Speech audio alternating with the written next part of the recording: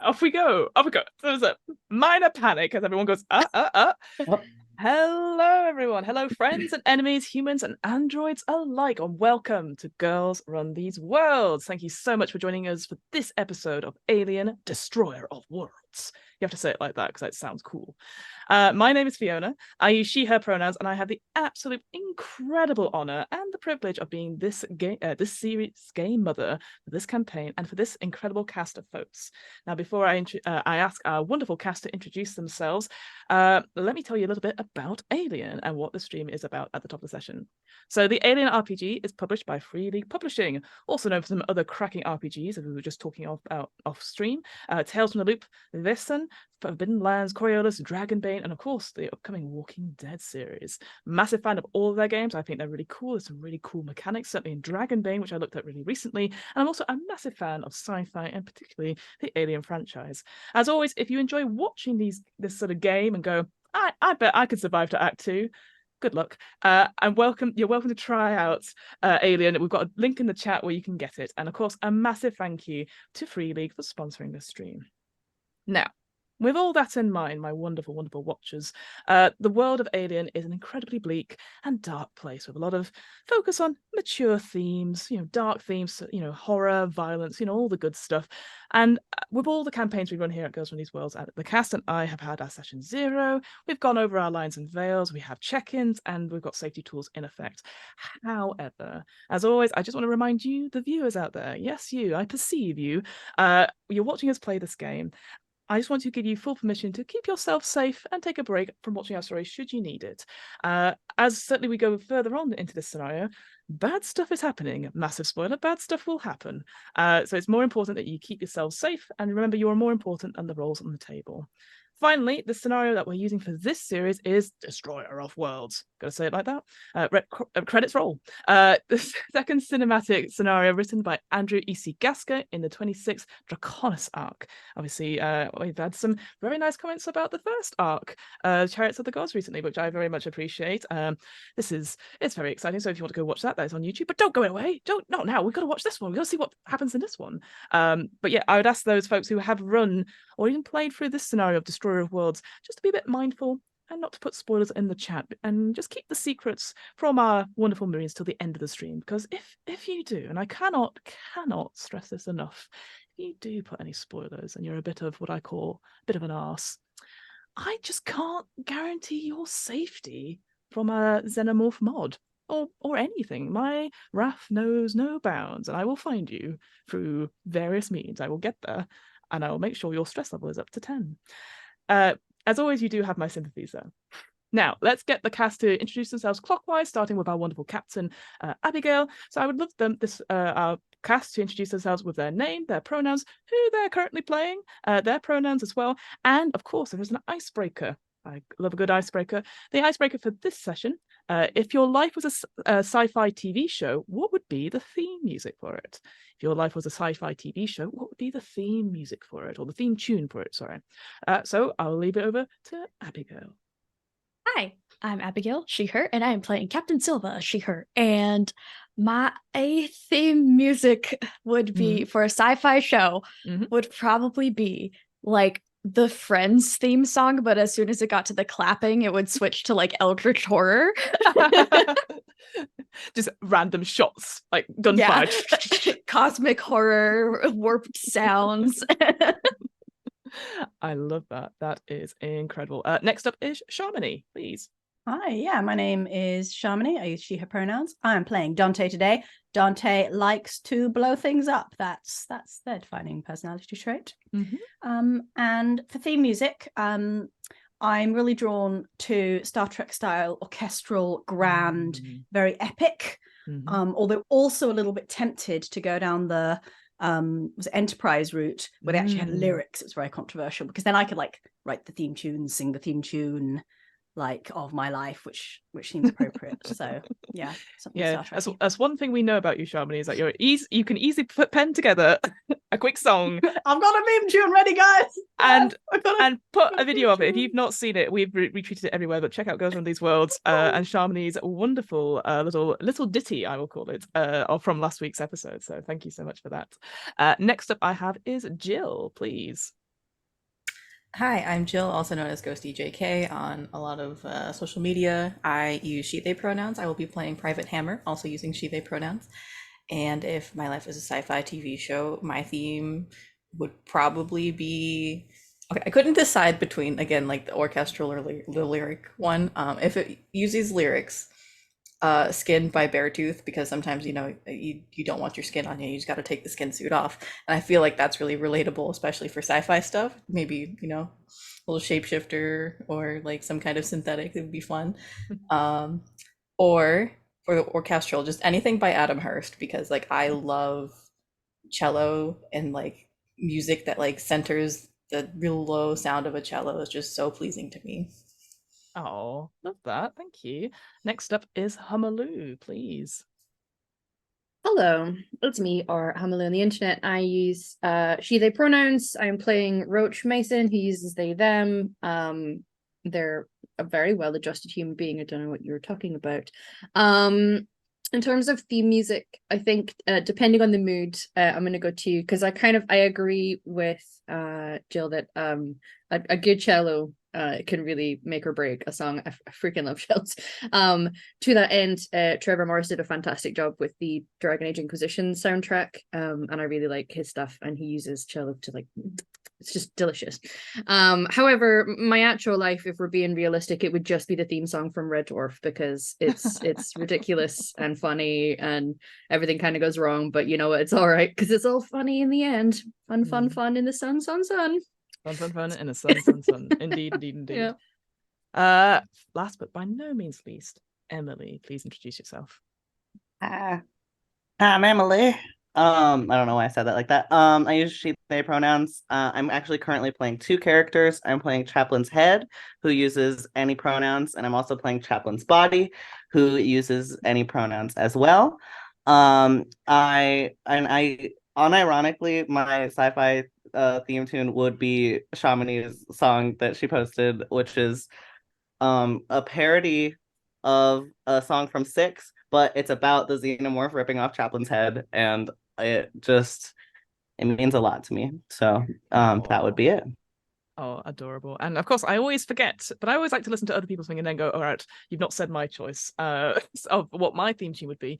I'm going down a similar route that Abigail, Captain Silver, was talking about, the idea of having something sort of funny and then going possibly to a minor key. But actually, now that I thought about it, and I appreciate this is a wild reference, it's the Ironside klaxon where it goes boo boo boo boo. It's just me going like going from day-to-day life. There's those videos as well. It's like when you realize you need to get up and you go and it cuts to doing everything. That would just be the opening credits. So that klaxon from Ironside sound just going off and just me doing various montage things. But anyway, thank you so much, my fine unit of Marines. I really appreciate you sharing those with us. Now, before we start our story, let's just quickly talk about the main game mechanics that you'll see coming up in Alien, because I do think this is quite important for those following along at home. When a character wants to do something where there's like, a little tiny bit of risk, I'm going to ask them to describe what they're doing and then ask them for a role that combines one of their attributes and a related skill. By adding their levels in that attribute and skill together, they're going to create a dice pool of d6s known as base dice. And in most situations, all they need to do is roll at least one success in order to succeed on the task in question. Very simple, like really easy. These are Marines. They'll be great at it. However, life on the cutting edge of space, the cold, freezing edge of space is pretty brutal. And this is where the stress mechanic comes in. When making skill rolls, our characters must also add a number of d6 stress dice, which are, I almost didn't have my dice out. How embarrassing was that? They're almost these wonderful little yellow dice that you can have, but it could be any kind of different color dice as long as you say what they are.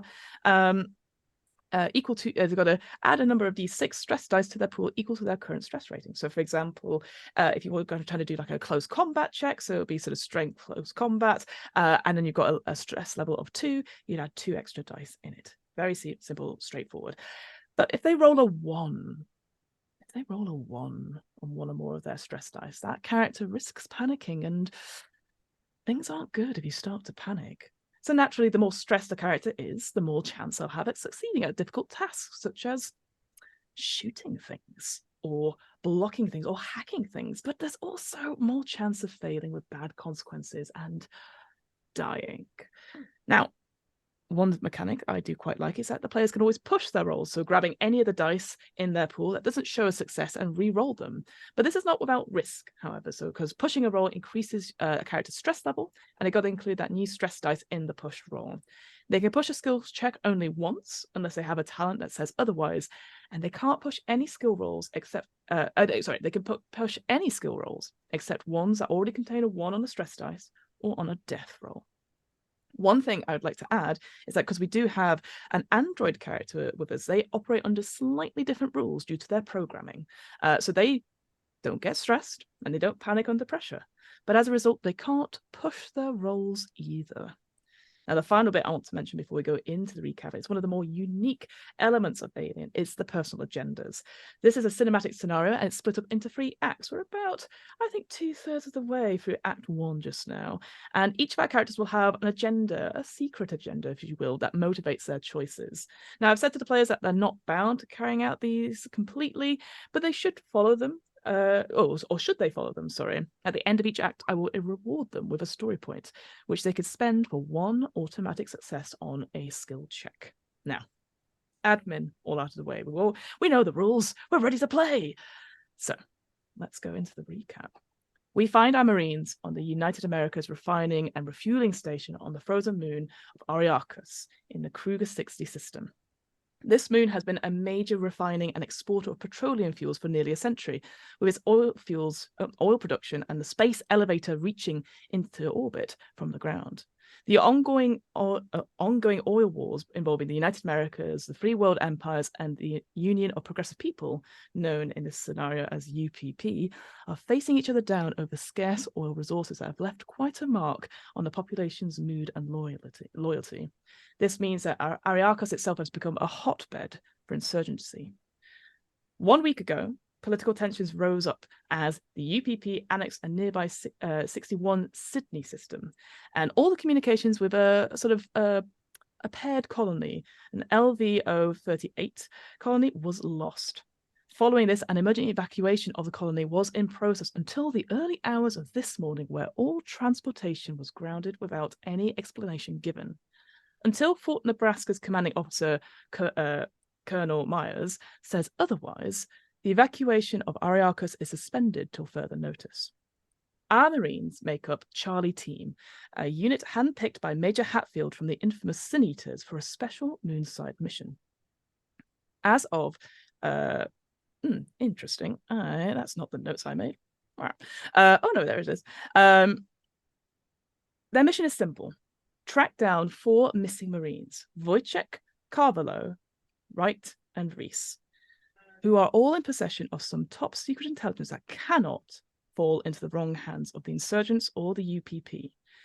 They must confirm their identities and the identities of any of those people that the intelligence might have been passed on to, and to bring them in, with deadly force being authorized. After an incredibly close call with an unidentified creature at the Marshall station, where our Captain Silver nearly lost her head, but Chaplin lost theirs, the team had a discussion about whether or not something else more sinister was happening with the missing Marines.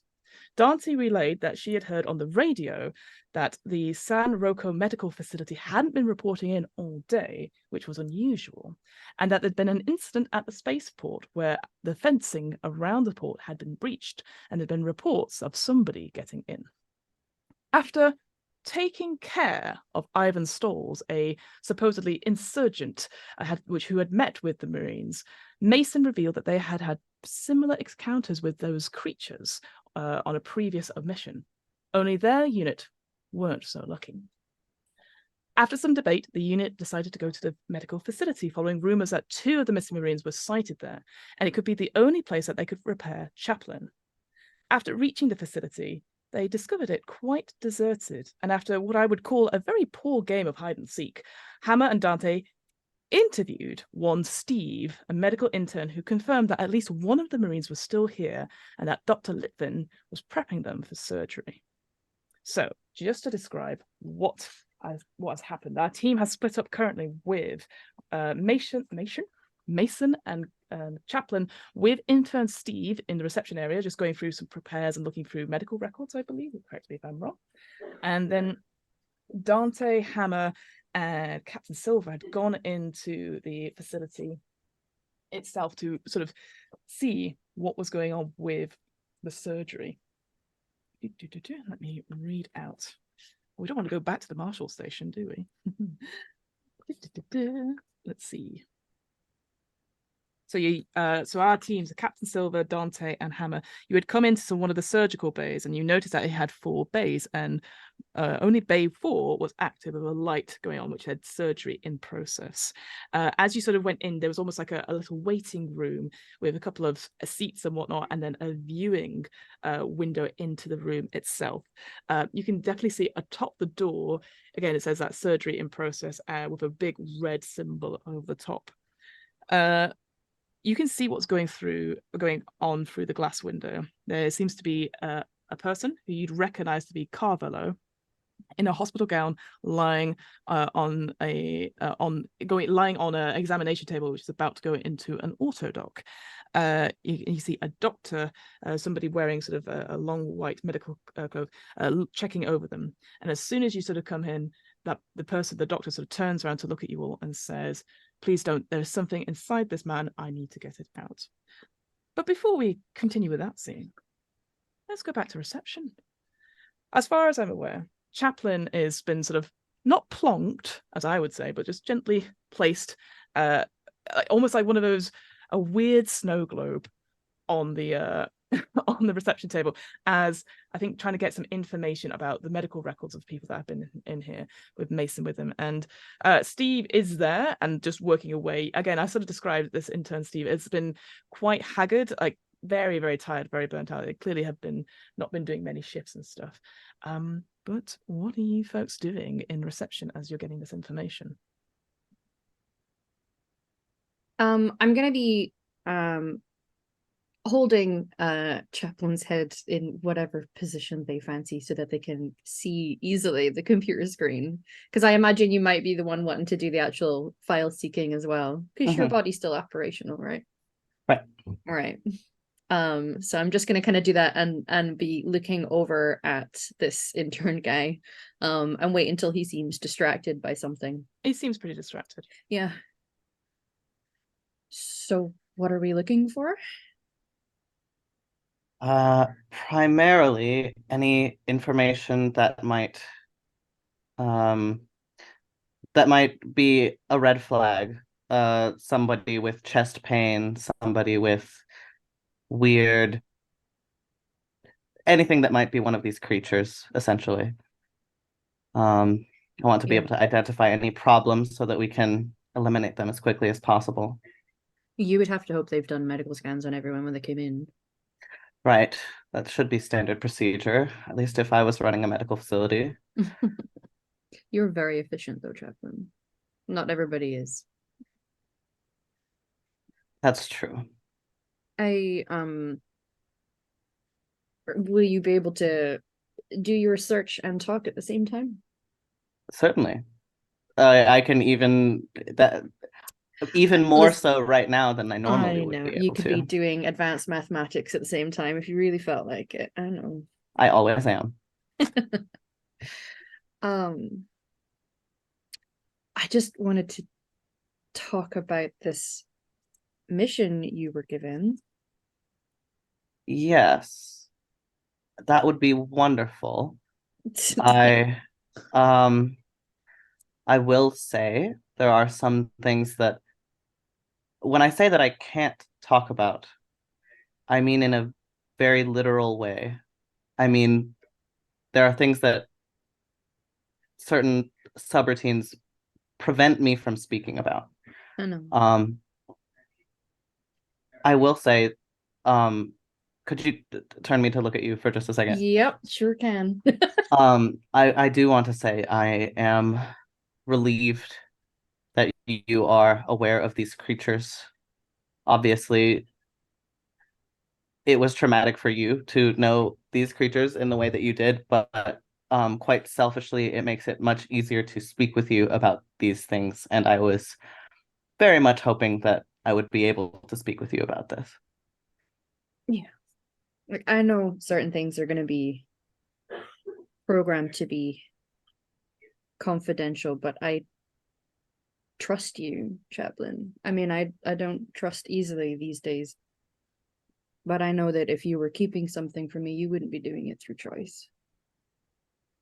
Indeed. I need to look at the screen. Oh, yep, I got it. Yeah, yep, thanks. I do like the idea that you do have like a USB like connector from your head that goes into the computer, so you're just turning on a squibble a little bit. Yeah.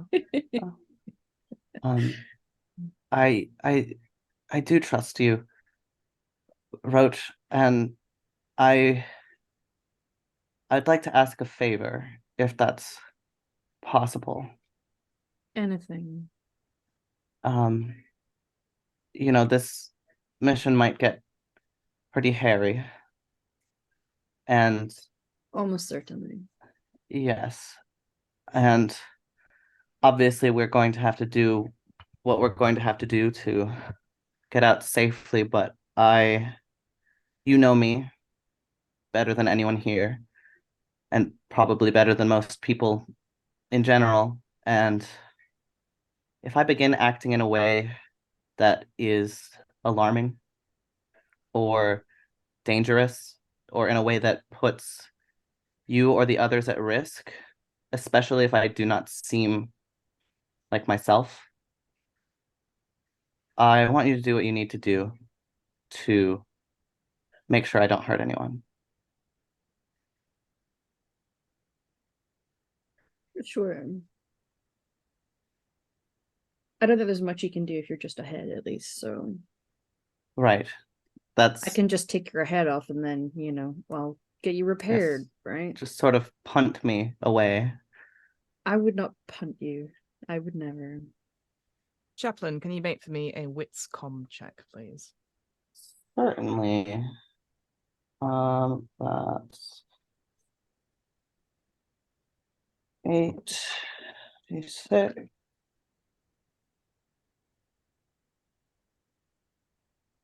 Oh my gosh. No. I think Chaplain's a little distracted by the conversation. No successes, and unfortunately you on push 8d6s. Yeah. Oh no. Oh no.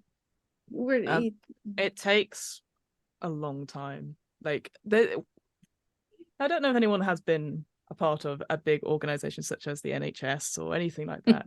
There's mixtures of paper records, hybrid records, online records, and they don't sync up. There are thousands of records here, Chaplain, and its progress is slow. Steve is sort of like, again, distracted a little bit and goes, I've got to go check on some of the other patients. I've only got a couple here, but well, I worry. There's Margie in the first recovery room bay. I usually go and talk to her, make sure she's all right and comfortable and stuff, because there's not much else we can do for her just now. But okay. If anyone starts to have a troubling escalation of symptoms, can you alert us? What kind of symptoms? Like, I mean, people die here all the time and stuff. So I don't think it'll be anything like that. But chest pains. Chest pains. Okay. Well, I don't think it's anything like that. I think you'll know. Yeah. Okay. If they do get out locked door, then tell us. That'd be great. Well, chest pains, obviously, sometimes they refer to like heart failure or a heart attack and stuff. So it'd be really. You'll recall when we mentioned aggressive parasite that could infect staff. But okay. Treat it like quarantine. Okay. Maintain a social distance, please. Sure, just the Marines again telling me how to do my job when I'm just here by myself saving lives, and yet they come in going, no, I've been doing it wrong this whole time. This is just we're looking after your well-being, Steve. Some of the Marines are also medics who know more about this disease. Yeah. Steve's looking down at the guns, really keeping us safe. Yeah. I'm gonna if once Steve's gone, I'm gonna turn Chaplin's head around again. Mm-hmm. What? Yeah. I know this will go without saying. And a mirror to what you've had me promise. If I'm compromised, can you deal with me ASAP? I don't want to go through that. Of course. I know that you're not I understand, but I would like to think that your programming will understand that I will have become a threat, and I don't know. Right. Put me at my misery. Mason, do for me a wits observation check. Sure. I can do that. Wits observation. That's where I have 2 strings. 1 success and no ones on the stress dice. All right. Looking at like the way you're sort of talking to Chaplain as well, you're sort of also seeing the desk, and you notice a new light has sort of come on, and you see like there's basically a more scientific sci-fi version of bells being pulled, like in those old-fashioned things. You see that the medical alarm, or at least the light of the medical alarm, has gone off in recovery room 2. Oh, there is no sound though. Weird again, because this has been a very busy. There's been calls coming in and stuff. So clearly they're put on mute whilst this person is trying to get through just general admin. But you've noticed that it's come on with that success. Can I turn Chaplain around? Is this something that you can answer? Is this an alarm call where you can like press a button and you're able to connect audio? Doesn't look like it. It's just letting you know that an alarm's gone off. Okay. Yeah. That could be a problem. Yes, we should probably check that out. I know that Steve said what was going on in each of the rooms. Do we remember what was going on in exam room 2? Yeah. I can't remember if I said this last session, but I will tell you. There was a map. There is a map, correct? There are 2 patients. There is 2 patients in this room. But you didn't really get any details about what they were.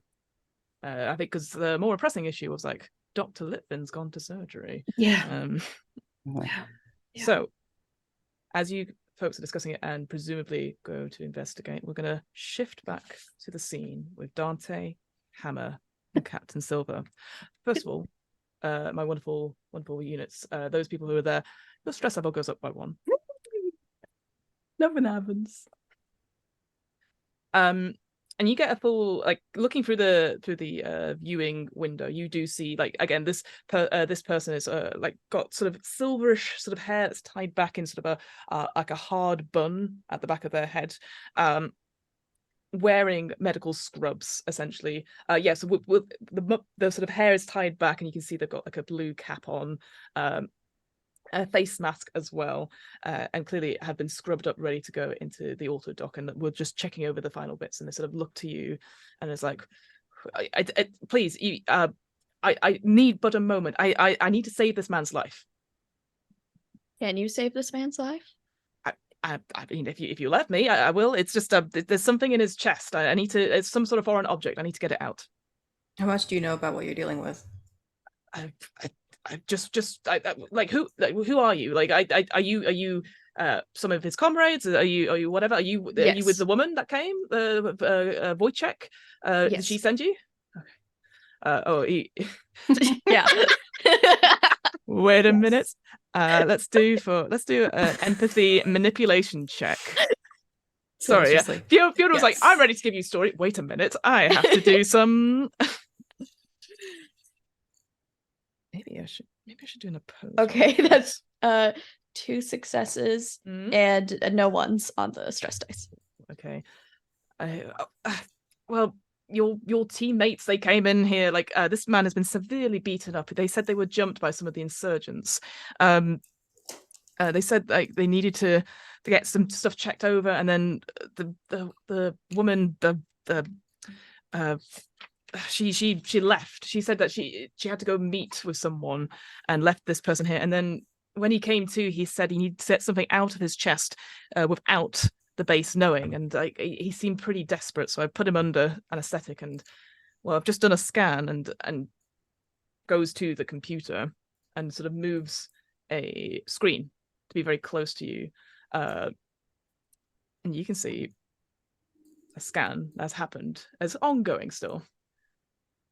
with this sort of weird sort of skeleton sort of look and stuff, like almost like an MRI scan a little bit as well, sort of way it goes up. There is definitely something lodged in Carvalho's chest, like circular. It's Hammer very takes the hard to safety think. off of her gun. Look, Wait.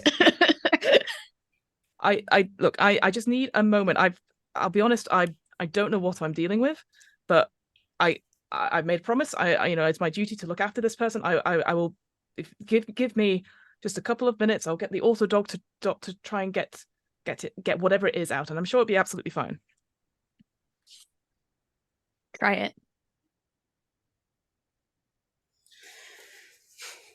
Hammer will lower the gun, just still holding it. All right, just bare moments, please. And Dr. Litvin goes back and starts prepping Carvalho for surgery. I need everyone there to make for me a wits observation check.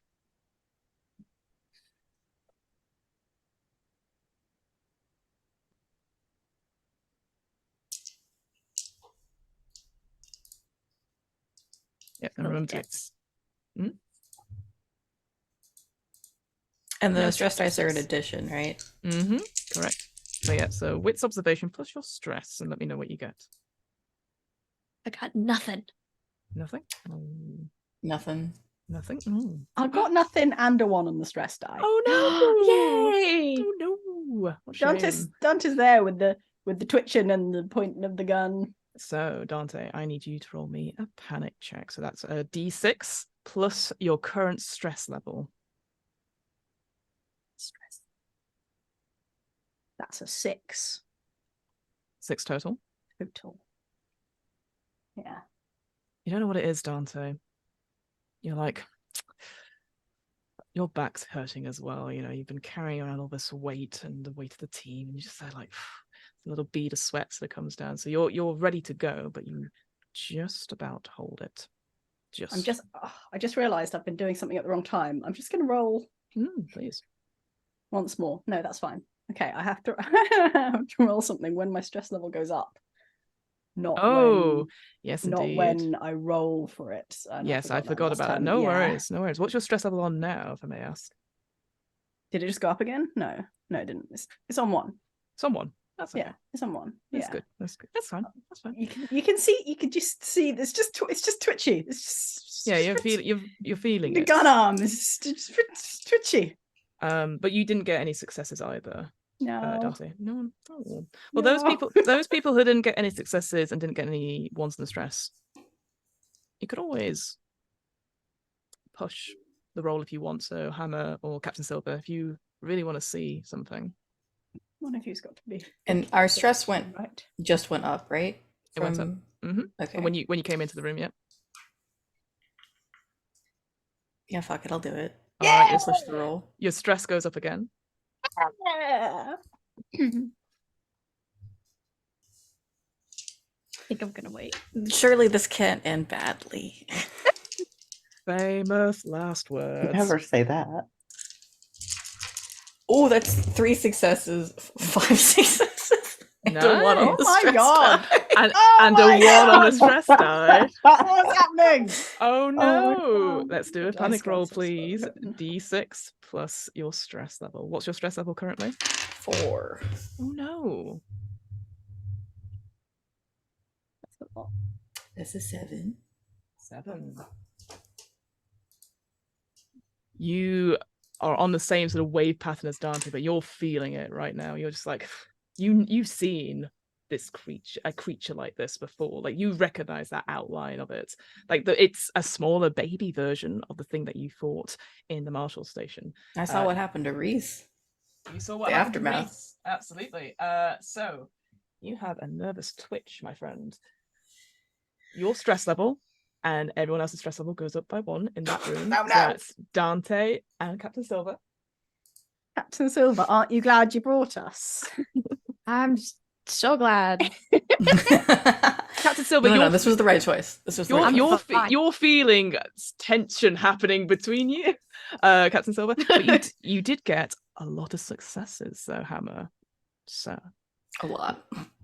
Well, let's talk about that. So, Hammer, you like maybe the others are looking at Dr. Litvin, like and studying the screen and stuff like that. You have your eyes squarely on Carvello.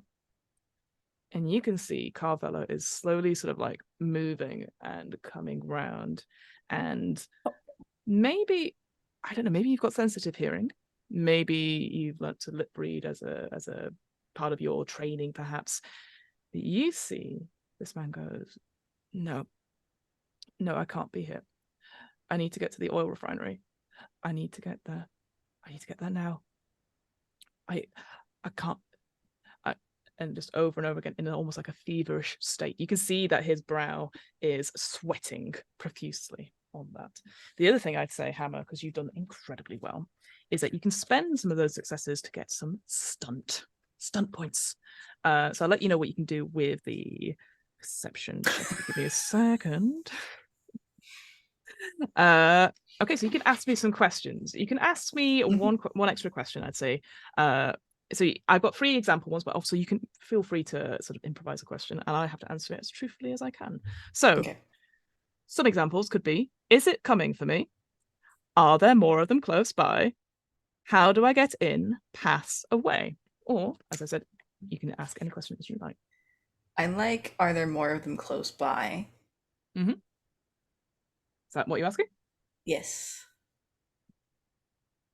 You are aware that there are definitely other patients, there are other people in this facility from what you discussed before.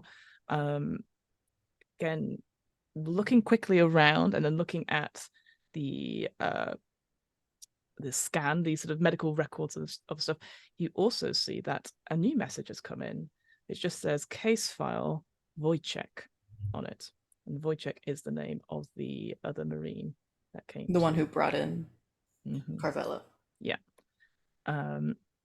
But it doesn't seem to be, having a quick look around and remembering what you heard from intern Steve, you don't think anyone else has come in the last 24 hours other than these 2, so you suspect not currently.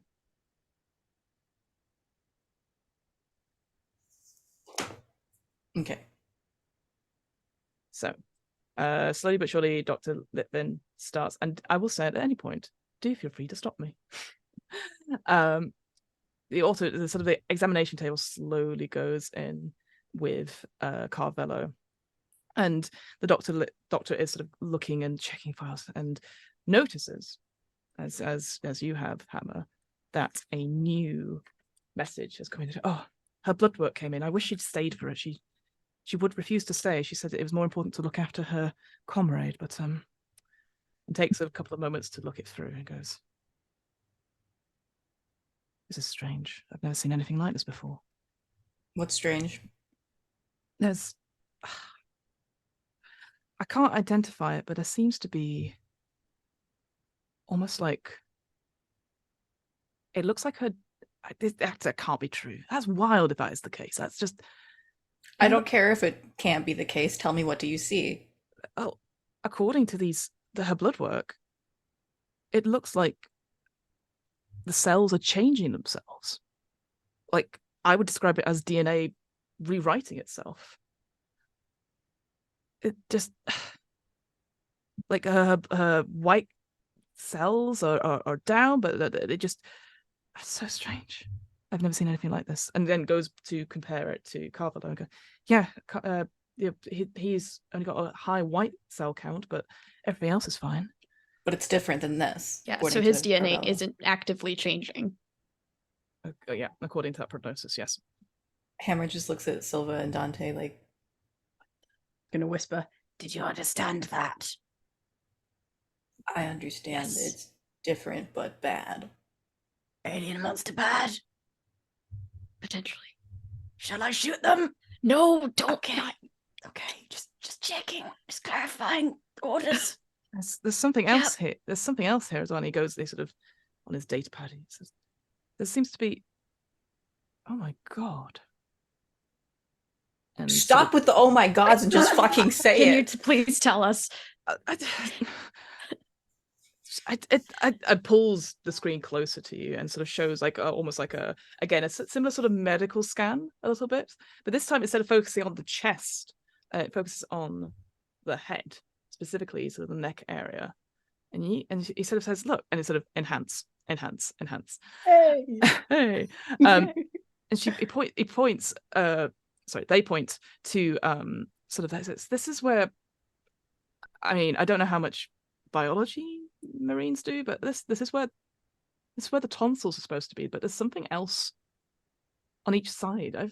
It feels like there's something different. Something's changed up there. Like she's got some sort of infection, perhaps. Maybe her glands are deeply infected and stuff. Like she could talk and stuff. It was earlier. It's like, it's curious. I've never seen anything like that. Something in her physiology is actually changing. We'll need to find her. Yeah, she said she had to go meet somewhere. The oil fields.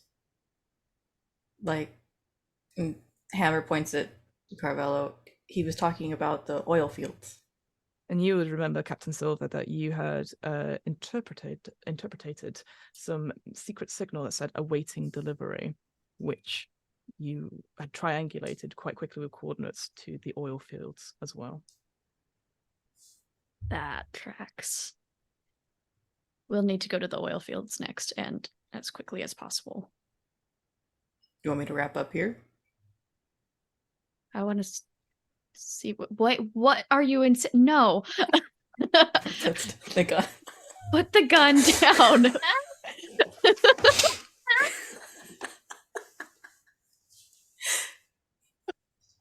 As you're having this, go for it. Understood, Captain. If they can save Carvello's life, they should try to save Carvello's life. At this point, there is a scream coming from down the hallway where the recovery rooms are. Everyone who can take stress, their stress goes up by 1. So that's Mason as well. No. Big. It is, but it's not. I got a lot of stress. I got 4 stress right now. Yeah. So Wish I had 4. It came from one of the recovery rooms, and yeah, Mason and Chaplain, as you're sort of making your way down there, you hear that scream as well. What do we do? Does it feel like that's in the direction of where we were going? Yes. Room 2? Yeah. Okay. Let's hightail it. Let's go. Yeah. Hold my head. Come on. So those 2 are going? Yeah. I'll lead the way so that the body can kind of follow where we're going. Can the body just like hold on to your belt loop, like your back belt loop? Yes, that works entirely. I'm sure I am made of straps. So yeah. Sure. Dante, Hammer, Captain Silver, what are you doing? Gonna be a cliche, but Dante, the gun, like my favorite. I mean, honestly, both of us are just now. like on edge right now. Yeah. Dr. Lipton sort of looks up and goes, can you go see what that is? Like, I can't leave the surgery. Captain, do you want one of us to stay here? I can stay here. Someone has to make sure that the doctor doesn't get killed. I am right here. I know, and I'm saying that I don't want you to get killed, so I'm comfortable saying that. Whoa. So the doctor just does a massive pause and goes, whoa. What is it with Marines and not trusting like health professionals to get their job done? Why are you? No, I don't trust you to not get killed. Is what I'm saying. What do you mean? What could possibly go wrong? It's just he's fine. It's whatever it is, and it is inert just now. I'm sure it'll be fine. I admit I've never seen anything like this before, but frankly, I just want to help this person out. We have seen like this before, and it's not good. So just try it, and if it attacks, if it attacks, if it attacks, this man is clearly feverish. So he's in no state to attack. No, not him attacking. Don't worry about that. Look, his arms are like you can see he's sort of strapped down. Look, it's totally fine. No. It goes over to Carvello. Yeah, just do the surgery. You got this. You're gonna do great. But I'm just gonna supervise. What is it with Marines supervising? Gosh, the ribs start cracking. Right. So it sounds like Dante, Hammer are going to join up with Mason and Chaplain. Have I got that correct? Those are orders. Following my orders. Bye, Captain Silver. Good luck. Thought you wanted to survive this session. Yeah. Yeah, so did I. Yes. I'll stay in the waiting room. Yeah. Behind We're the glass. ones going to the scream, to be fair. Yeah. So those people who are not Captain Silver meet up at sort of the cross section, and you go straight into this sort of bay of cubicles. You can see out of Recovery Bay 1 comes Steve, the intern. I thought the tech was in here, and you can see behind Steve there is the room is not furnished, that's not the word, it's occupied. You can see there's like an elderly lady lying on a bed, eyes closed, and you can see the sort of soft up and down of a breathing machine happening. Clearly she is not conscious just now. But he goes, oh gosh, and sort of looks at you. It looks like people have guns and is ready to go. He goes, and I think it's fine. Where was the scream? Where was the scream, Steve? Straight. Where was the scream? straight across, and you go to room 2. The door is slightly ajar, and you can hear the sounds of a machine flatlining. Oh no. We go in. Yep. Hammer and Dante guns. both just Quite specifically flamethrower out. My whatever it's called. My incineration unit. Okay. Yeah. So everyone's piling in to Recovery Room 2. Hell yeah. Yeah. Super. So yeah, door goes in. Dante goes in. Hammer goes in. Roach goes in. Chaplain follows behind. Body follows behind. Yeah. You see again a very similar looking room to the one you just saw, sort of a cubicle. There's 2 beds in this one. You can see there are 2 patients in a bed. One person who is attached to the machine that's flatlining is clearly unconscious. It looks like their heart has just stopped. And another person who's sort of going, you gotta help him, sort of a gentleman, long shaggy hair, a little bit of a beard, sort of 5 o'clock shadow, and the med tech is desperately trying to do CPR on the person that is flatlining. And the person looks up and goes, I've been calling for Dr. Litfin. We need to get this person resuscitated. They just flatlined. They had a heart attack, I think. What was the Let scream? me see what I for? can do. Yeah, I'll give you your head because I feel like you holding your head is going to be useful. Yes. Yeah. What was the scream for? It points to the other patient freaking out a little bit. I came in when I heard. I know exactly what you know. Okay. I'll go up and can't be screaming for no reason. I'll go up and do a med scan to see if I can figure out what needs to be done. Doing a medical aid, is that right? Yeah. Sure. With my scanner. All right. Is your scanner? Okay, great. So that will be. You've got a scanner, right? You've got a medical kit, yeah. Medical kit. Cool. So that will be a +2. It is a hard check. So normally that would be at -2. But you've got +2, so it cancels it out. So just do for me a medical aid check. So I think that's empathy, medical aid. I think it might be wits medical aid, actually. It will say on your sheet. There's 1 success. 1 success. Just looking through, you can again the quick sort of get into action, whether or not you sort of keep your head on your shoulder or keep it under, like your hands work quite quickly, and it takes some time. But the heart restarts slowly, and you can see there's been some damage to it again through just years of you think certain maybe alcoholic abuse perhaps, or just certain, like definitely around the chest itself. It just looks like it just an unfortunate timing of heart failure, so to speak, but you've managed to sort it out. The other Marines in the room, rather obviously, the patient is looking at you. The sort of the gentleman with the sort of long hair and a bit of a beard is staring at all of you who are holding guns. Yeah. Seems normal to me. I'm gonna ignore him at first and just do a check of the room, the roof, and make sure there's no signs of anything. A wits perception, observation check, please. Hammer immediately relaxes when there's not a giant alien attacking somebody. Just like, oh god, just fucking hell, screaming just because this shit happened. Okay, we have 2 successes and one on a stress dice. Oh, that's do you not have a talent for this though? So I do. So when I make a stress roll, I can take away 2. Super. basically, from what I roll. All right, well, let's roll that panic roll, please. So rolling, and it's plus my stress level, a Mhm. d6 and stress roll. And then minus that's the Minus talent 2. stuff. Yeah. Well, that's a 1, which is great. So that would be a 4, so it's down to a 2. Perfect. So yeah, so you're looking around, just Yeah. like you are on edge from what happened at the Marshall station. Yeah. No signs of any, it seems very clean, this room. There doesn't seem to be any tiles missing or any exposed holes in the wall or anything like that. So you look around, you think you don't think anything's in this room. But Dante and Hammer, you might feel relaxed, but this patient is looking at you. Goes, whoa, look, no. What? You come for me? Fuck, you come for me. Fuck. Look, mate, I don't know anything. All right. I just came here. I was injured, and please just. I don't know anything. Just put the guns down, mate. Just put the guns down. Look at What? her. You seem pretty stressed.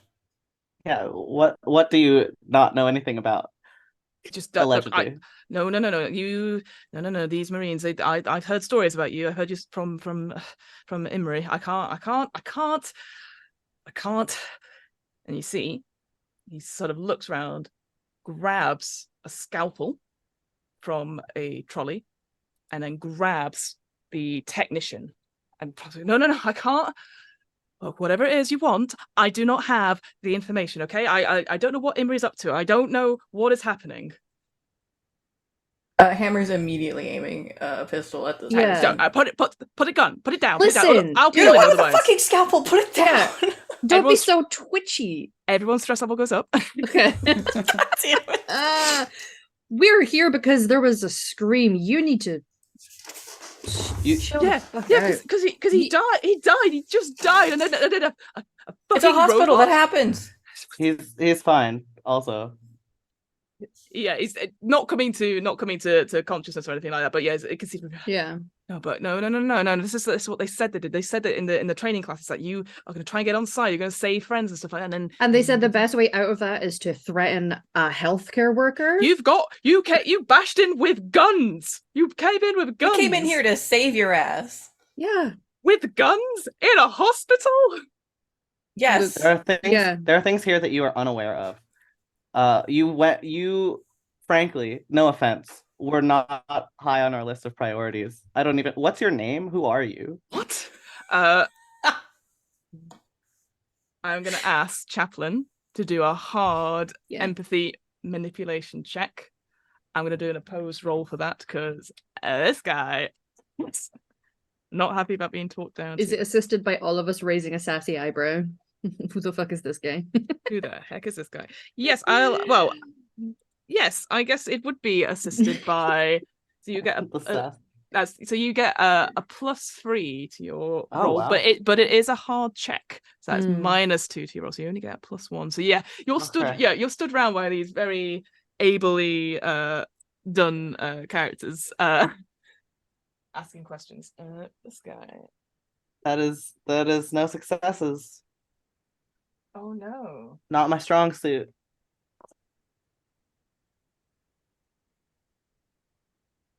Just look. Just please. I don't want to die on this frozen shit of a moon. I just want to get out of here, okay? And I need you to leave. I need these, and points to Dante and Hammer, who have the biggest arsenal of weaponry. And get them out.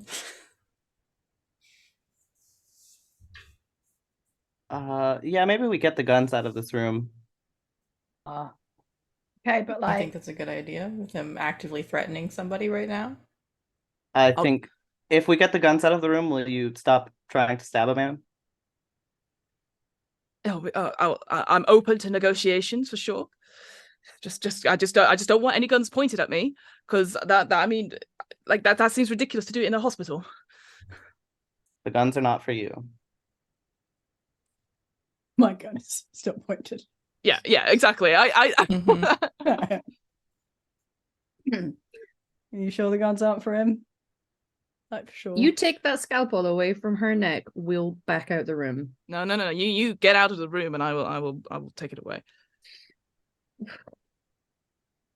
I'm gonna look at Chaplin and do a "you got this" gaze. Yeah, all right. Come on, guys. We'll be in the corridor.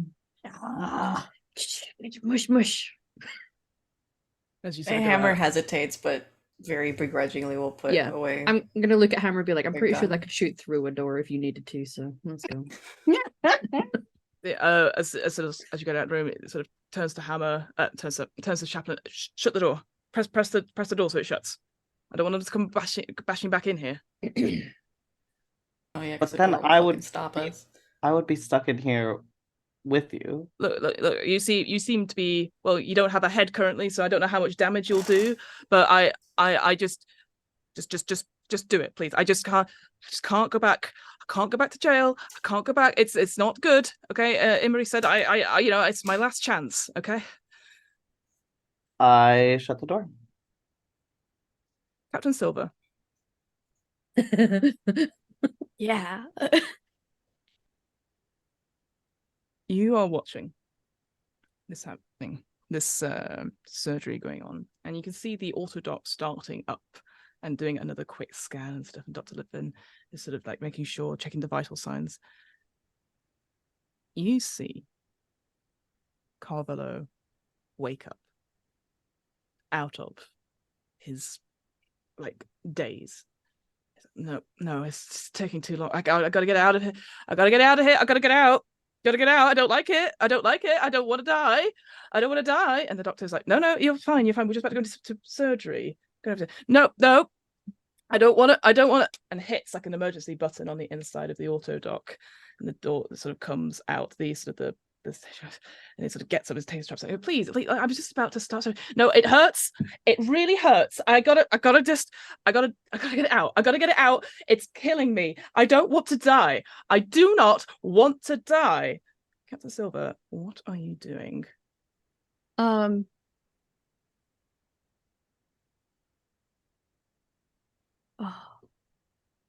You can see this person is being incredibly panicky and clutching their chest. I think she'll make herself known then. Okay. Carvalho. Who the fuck are you? What are you? Captain Silva. No, you're gonna take me back. You're gonna take me back. No. I'm not one of Maya's experiments anymore. I don't give a fuck. I said no. I did not sign up for this. We're gonna get this out of you. Oh, God. No, I can't. He's sort of standing up, trying to get off the table. The doctor's like, no, please, you can't. Look, gotta help him. Are you doing anything to get into the room or doing anything to the window, Captain Silver? I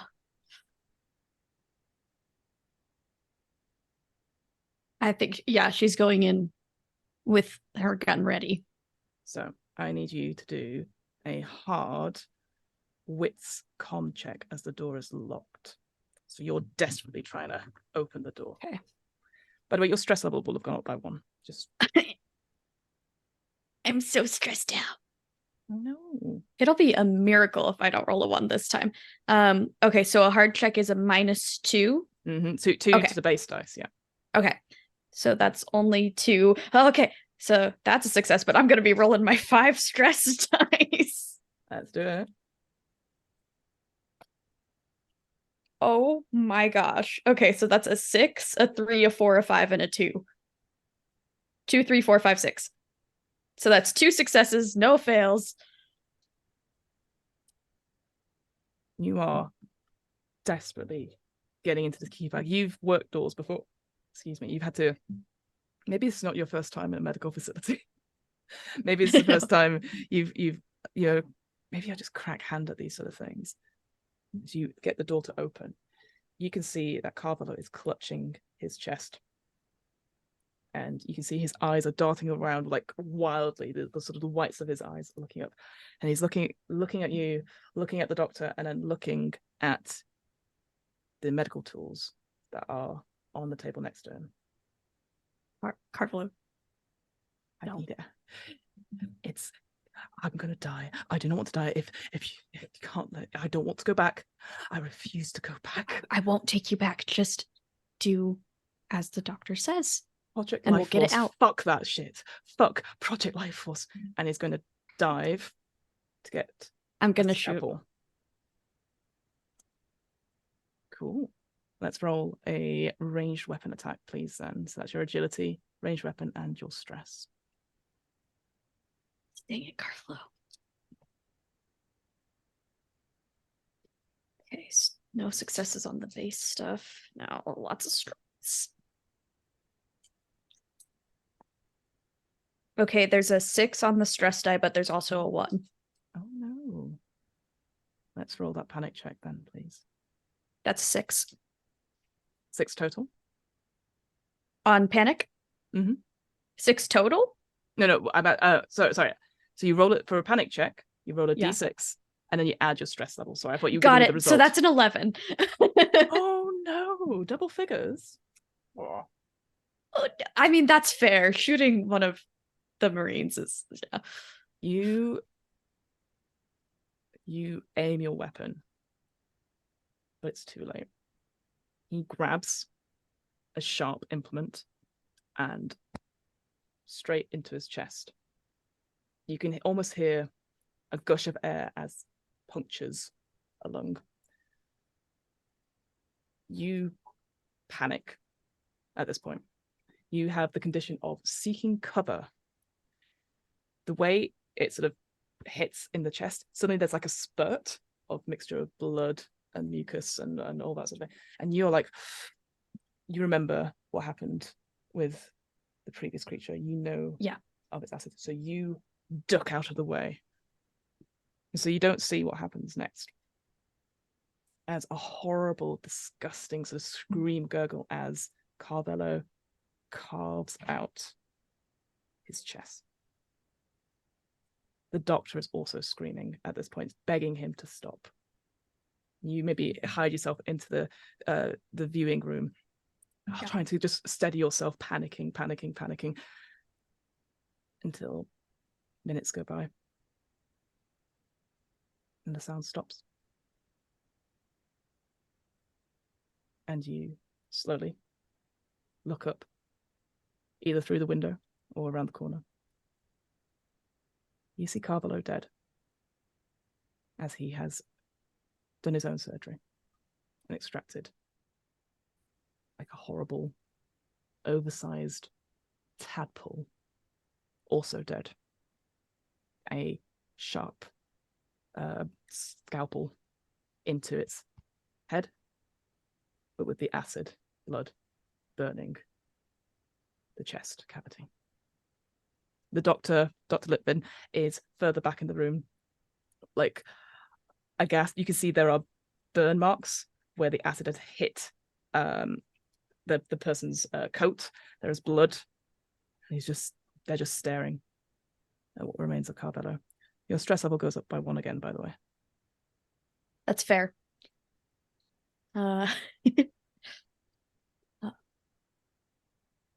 Doctor, get out of here.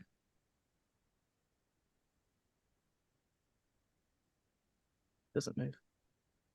Then I'll go take their shoulder and guide them out of the room. They're like in a state of shock. Yeah. And you just go, So and you go and you turn back, seeing like maybe the legs of Carvello poking out a little bit. And you just shut the door. I think we should take a break just now. Well done, Marines. Thank you so much if you've been here watching a little split the party action, which is my favorite sort of thing. I just want to say thank you once again to our sponsors, Bleak, for sponsoring basically what I call let's play with my food, so to speak. I want to say thanks so much for that. Please check out Alien, the RPG. There's going to be a link in the things. We're going to take about 5 minutes or so, 5-10 minutes. So just wait around, grab snacks, stay hydrated, and we'll see you for more fun at the medical facility in a few. Bye.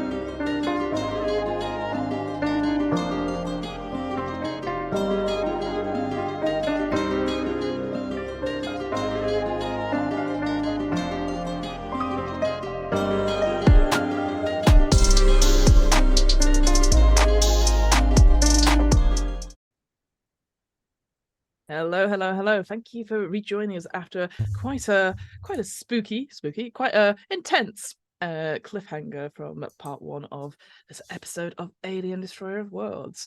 What I will say for ease, Chaplain, you are still in the room. Let's focus on Chaplain just now, because you are still in the room with this insurgent and with the medtech. Who's looking quite obviously it's just keeping still at this point and just locking eyes with you and looking at this person. So we'll say that before we sort of move on to like you folks regrouping. So sorry, back into character. Hey, so no guns in this room. That's a good thing. If it also helps, I will remind you that synthetic beings are our programming does not allow us to commit violence, so I literally cannot harm you. Sure. That's what they tell you to say. I mean, it's true, but fair enough. I would understand your lack of trust.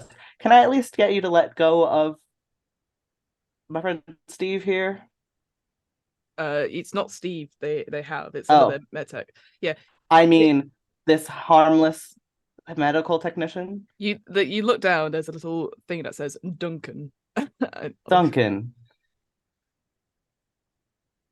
So let's go. And Duncan goes, okay. I'm just gonna go next to Chaplain and just sort of looks. I'm gonna position myself between Duncan and this individual whose name remains unknown. Oh, you've not asked for it, so. I did actually ask for it. I was too busy acting, so you would not have given it to them to give it to you.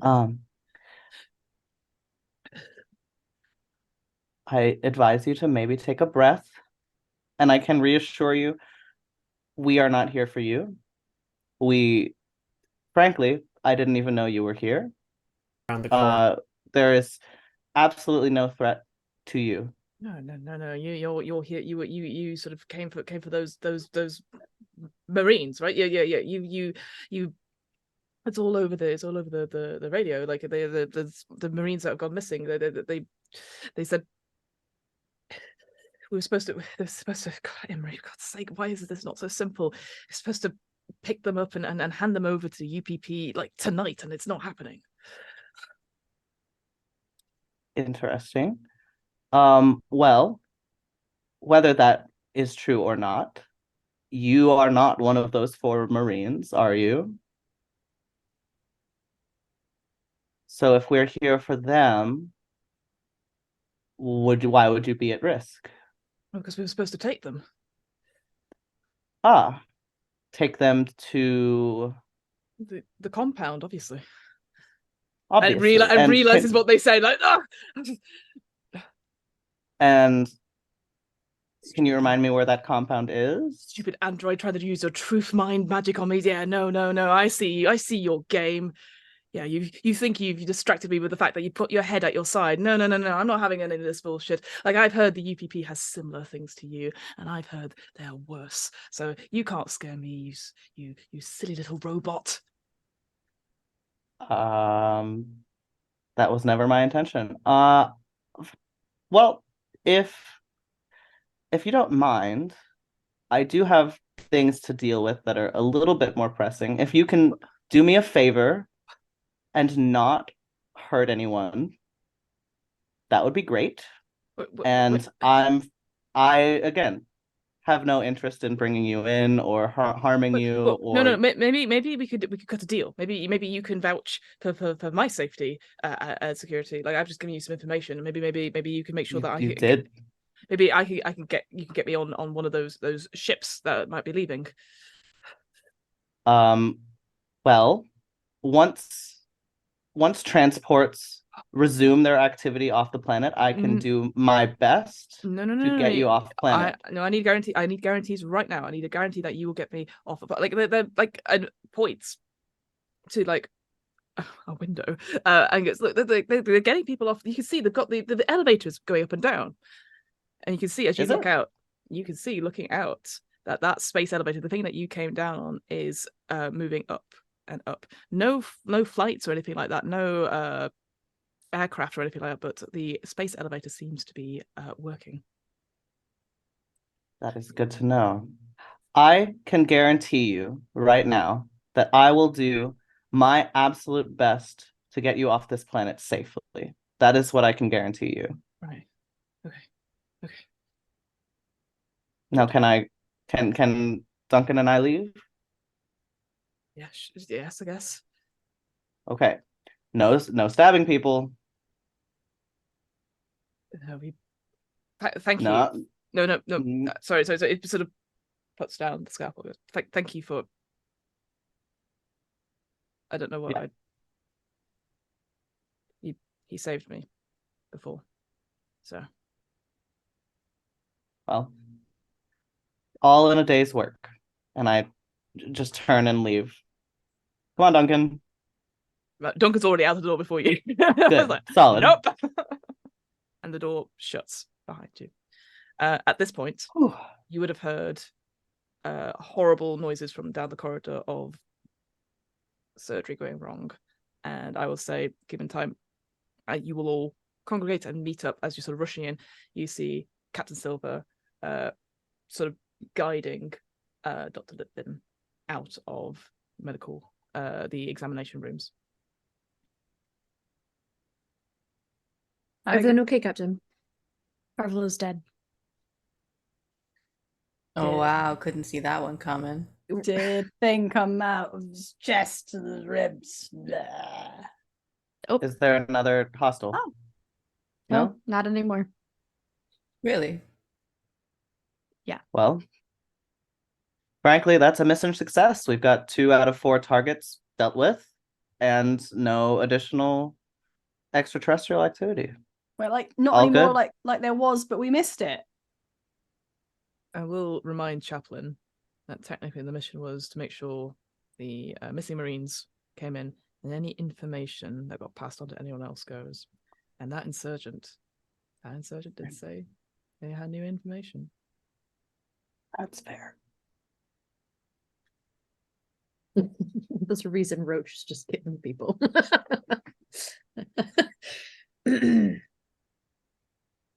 Okay. What about those like the fucking blood test thing? Looking Blood at the almost catatonic doctor. About Wojciech. What about Wojciech? There's the doctor sort of says I was weird blood work. They had like microorganisms that seemed to be attacking the cells and changing them, like transforming them. Yeah, that. You know about this stuff, right? Looking at Mason. Well, Game Mother, did I encounter anybody going through biological changes? Mine was pretty just the aggressive version of all of this, yeah. Right. Yeah. I didn't hear anything of anybody going through changes. People were dropping like flies. That's not good. Do we know what they were changing into? I've never seen anything like this before. I mean, this is. Would you be willing to give us access to those files? And I'm going to kind of look at Chaplin. Sure. I have to report this in. If something is, as you said, like a pathogen, a contagion, I need to let people know that this facility is not safe and that they should not come in here for medical treatment. Apparently it's a secret though. Yes. Yeah. Let us handle what information gets spread. I think closing down the facility due to a harmful pathogen would be safe to say, and any other details let us handle. We're already on. Yeah, I'll see if I can get Maggie and the other patients move somewhere. Maybe we can. Just try to think where we would go. Probably the spaceport. Perhaps they'll probably have some rooms there that can at least take enough rooms to take the equipment with us. It's best to understand doctor, that given that there are insurgents on this planet, things are unsafe. There's a lot of tension. You're not necessarily going to know who might misuse the information you're giving them. Indeed. Just keeping things quiet for now may well save lives. We checked these other patients. They've been isolated and separated from the Marines. They came in quite late, and Maggie, she's been here a few weeks. She slipped and hit her head in a coma. And then the other two it was an accident. Their vehicle overturned in the snow, and their driver was killed. And I mean, don't ask questions too much. But they're The guy with the long hair. Looks over some cases. Fernando. Just for absolute safety's sake, before leaving this facility, as you are getting your patients ready to move, any final check you could do on their chests specifically to make sure they're not carrying anything would be absolutely advised. Of course. Oh. And needless to say, if you find anyone coming to you between now and when you get to leave that have similar symptoms, and I'm just going to look at the room where all that happened, maybe just stay away. I'm not convinced there's much you can do to help them. Right. And if we're still here, let us know.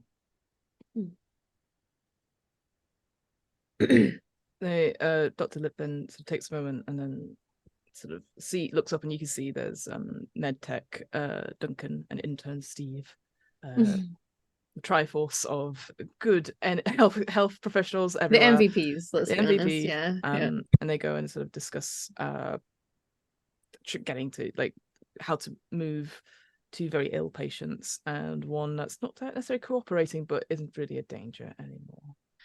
So my team of Marines, you have various choices to make. I'd say currently we will do a time stop, in the sense of not time won't move on unless you commit to a certain course of action. Now, whether that is some downtime to do repairs, to do some research stuff, or if you want to move somewhere else, that is also fine. But I thought I'd give you a little breather to ask me his game of it, any sort of recaps of stuff that's come through, but also any conversations you want to have between yourselves about upcoming plans.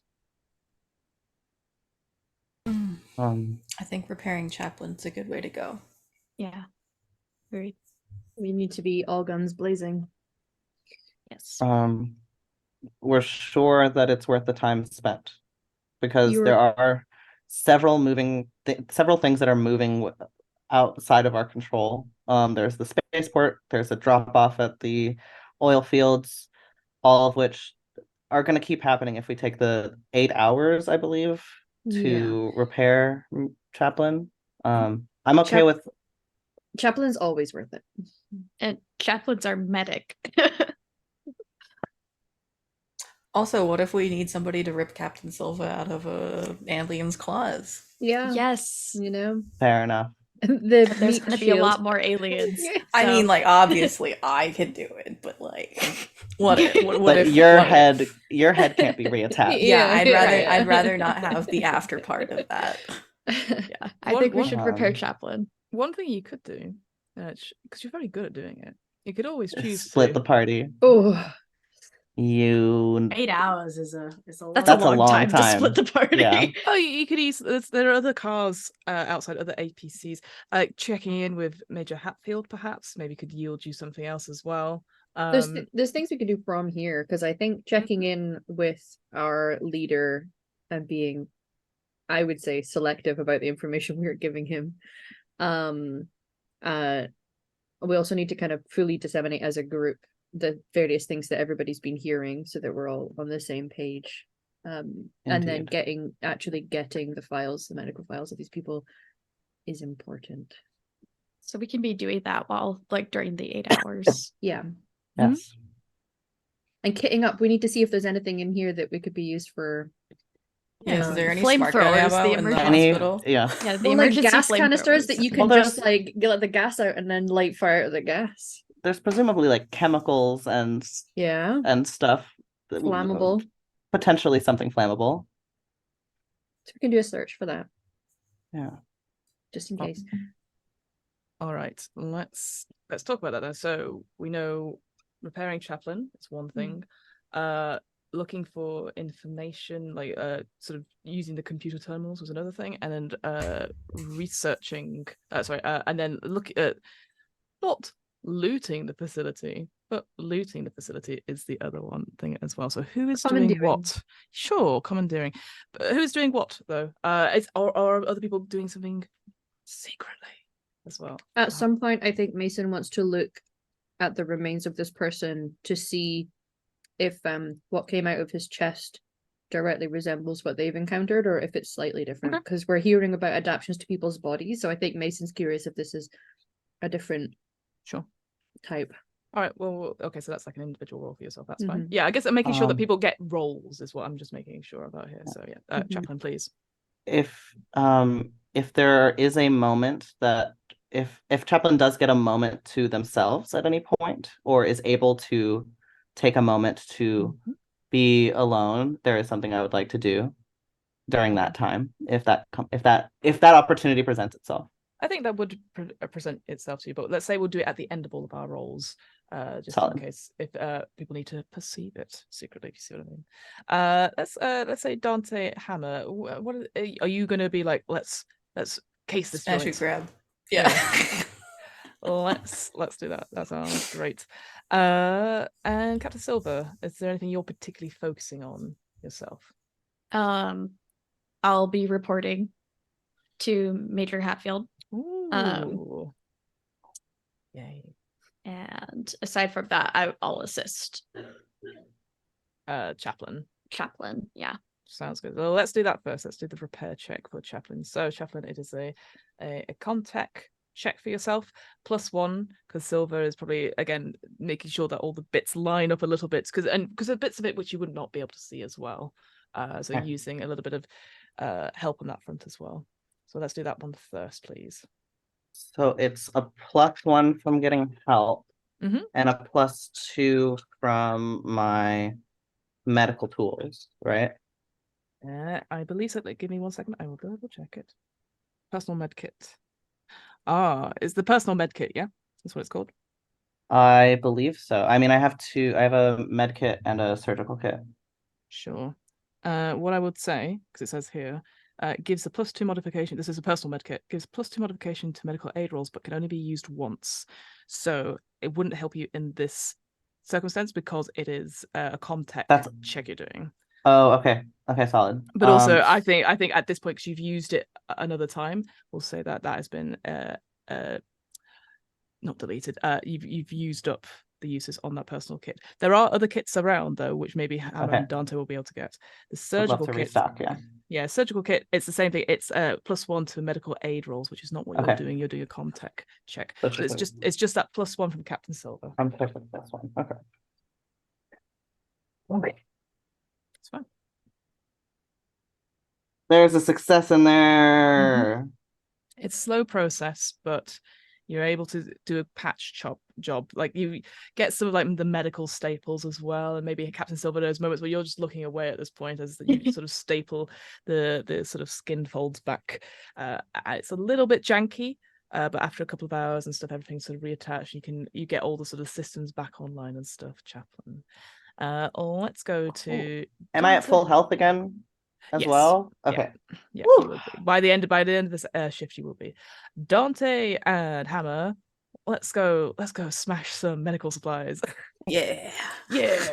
Oh yeah.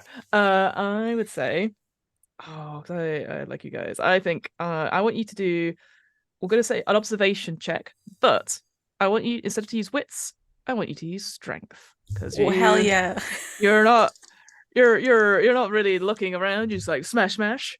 Oh yes. And make sure you include your stress in that as well, my friends. My 7 stress will be included.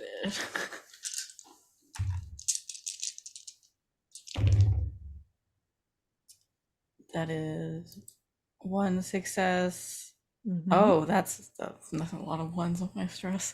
Okay. That's 2 successes, and I have 4 ones on my stress dice. Well, we'll do a quick panic check roll before we go to Dante. Oh, I had no successes, and I did have 3 ones, but luckily none of them were on my stress dice. Oh, but Dante, you can always push the roll and have another go if you'd like. Yeah, I want to do that. I want to do that. Yeah, add another stress in. Go on, you cheeky chap. Let's re-roll and see, and then we'll do the panic check for And Hammer. I re-roll everything, including stress, and I didn't get any successes. Anything you don't get any success on. Yeah, anything you don't get success on. Okay, so wait a sec. Firstly, my stress level just went up because I'm pushing it. Yeah. That's fine. Yeah. And then I'm going to roll that. I'm going to re-roll everything. I got 1 success. And I got 1. Oh, I didn't add that properly. Should have added 1 more, sorry. Okay, take your time. I got 2. Shouldn't have added 1 more. I got 2 ones on my stress. Oh no, panic! We'll panic together. It's very cute. All right, yes, let's do panic check. So remember, it's a d6 plus your current stress level, whatever that is. 8. 8. Oh God. 11. Okay. So with the 8th hammer, you're smashing stuff, but you're finding stuff, but the anger and that fear comes out, and you're like, and Dante will see it as well, is that when you stop for a moment to breathe, you are shaking. You're like trying to vent it. You are currently, I believe the term is tremble. You start to tremble uncontrollably. All skill checks using agility have a -2 modification until your panic stops. So currently you have that -2 on it. Dante currently, unfortunately, your condition doesn't really work for this. It's seek cover again. But what I would say, because you're sort of getting into the moment of smashing and grabbing, unfortunately that cancels out any successes you had, so you don't find as much as Hammer does at this stage. What I'd say is, Hammer, you managed to find let's say 2 personal med kits, another surgical kit as well, and what was the other thing I was going to hand off to you folks? Give me 1 second as I find it in the book. No, none of those things. Yeah, so personal med kit. You find some never sleep pills as well, which are a fast-acting supplement that keeps you going well past your bedtime. That's what it says on the tin. That's what Roach takes. It is correct. And then you also find something called hydration, but the A in hydration is an 8, so hydration. Which counteracts the dehydrating effects of cryosleep, which is good to know. And also, I will say, last thing you find is something called Naproleave, which is like an instant pain reliever for all stresses, strains, and irritations. Which, yeah, so there you go. You get sort of one of those 3. So never sleep pills, hydration, and Naproleave. You get 1 of each of those, and then 2 personal medical kits and 1 surgical kit as well. All right, cool. I am at my encumbrance, so I will ask Dante to help me carry these things. Not a problem as well. I'd also say, after this punching things and everything like that, both of you, your stress level goes down by 1 because you've kind of. Whoa! Dante's still like occasionally jumping at sounds and checking around corners in case anyone wants to come. And I'll say to Hammer, like, fucking hospitals. I know, right? I never liked them to begin with. Like, no offense, but I don't trust medics. Like, medics. They're always like poking you with shit. No. They don't. I feel like they pretend they know what they're doing. Do they know what they're doing? Based on whatever we just saw in the surgery room, fuck no. Exactly. Like, right, look, don't say anything, but my arm, it didn't used to be twitchy. They fixed me.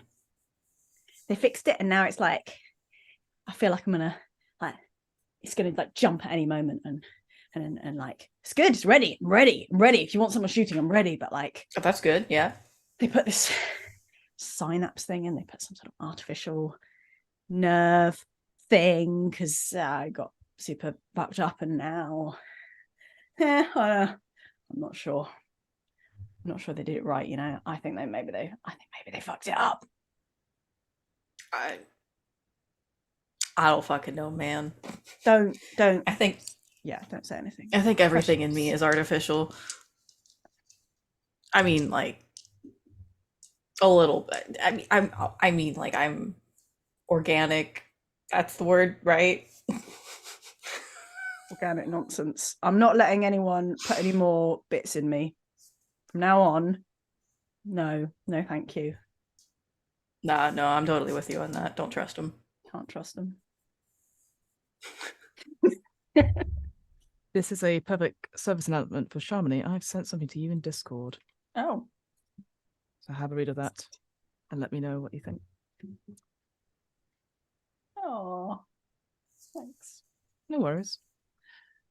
Mason, describe to me what your sort of what sort of your gameplay just now.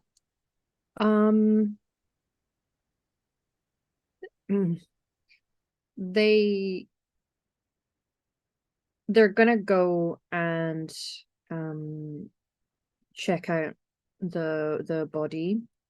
They might have asked Captain Silva if she would mind just being there in case I have questions, but also not really wanting to be in the room on my own. And then wants to check out the remains, even if I have to like find some of the tools that are in the room to like fish it out. I just want to see if it correlates with the things that I've already seen. Sure. So yeah, Captain Silver, you can choose to go with them if you wish to. Yeah, you don't have to, but they would have asked. No. Yeah, it makes sense. Yeah. You know, being in a room alone with that kind of thing ain't no nice. No, we don't want that. Oh, why not? No, I'm kidding. All right, I would like you to do for me. I'm just checking what kind of skill this would be. I think either a wits observation check or an empathy medical aid check. I'll do empathy medical aid. And I would say as well, because Captain Silver is there, sort of not guarding you, but there to answer questions about anything. Yeah. That's a +1 to your base. Okay. Dice. What I would say before you roll is Yeah. that as soon as you go in, your stress level goes up by 1 because you're seeing a dead body. That tracks. Okay. Does mine go up too? You've seen it. Okay. Thank you. Okay. Great. I mean, Captain Silver, do you want it to go up again? No, I'd rather. okay. I'm good. Thank you so much, kind and benevolent game mother. I just want to make sure there's enough stress for everyone. I've got a whole bag of it down here. So much to go around. Okay, so that's my base dice, and then 5 stress. Ooh. Okay. I was away to celebrate too soon. I have 3 successes. I have one on my stress dice. Okay, let's roll that panic roll for us, please. Sure. So I get to subtract 2 from this. Nerves of steel. So that's down to 6. Okay. There's a moment where you turn around the examination table and you see the site. Even with the hours that have passed a little bit, and the clinicalness of this room, a room that you might have been in yourself for other reasons whilst you've been out on missions and stuff, it seems so much colder. And there's a moment where you feel your stomach drop, your heart stop, and you feel the bile start to gather in your mouth, and you're almost sick. Nerves of steel. Nerves of steel. There's definitely that, that feeling you get when you have those low-level panic attacks of like hearing the blood in your ears. Definitely. Because I imagine this is the first time, because I didn't see the Marine in the cell. So this is the first one I've seen, and it's like those immediate flashbacks of not only seeing people with something bursting out of their chest, but seeing my team going through it as well. For a moment, the face of Carvalho is replaced with one of your team members. You blink hard, and then it's replaced with the face of Carvalho. And just I give a little clench to the pocket where my little figure is, to give me a little boost, and I go into rummage. What's inside? What's inside Carvalho? Yeah. Taking your time because you've already rolled for it and you had some successes. You can see like he had stabbed quite, like a lot of it is self-inflicted. There was you looking at it, I'd say with a medical aid check, you think he was in a lot of pain. Yeah. He died. You suspect that the pressure of having this creature growing inside of him was pressing on his heart and his his lungs. And so you could actually tell that with the rib cage, it had begun to fracture as it was slowly waking up. So you think he took just in time, took it out. The creature itself is off to one side, like it clearly must have just like threw it. Yeet. Pretty much. You take your time. You definitely want to check that Carvalho is kept completely. Again, you can't. It's interesting. The acid, again, it's very similar to what you saw from previously on your missions. And then looking at the creature itself, you've not seen a creature this small. Clearly, in a sort of embryonic stage, perhaps, and clearly was agitated enough to try and get out as almost like an early release, so to speak. So it looks very similar to the creatures that you encountered in your previous mission.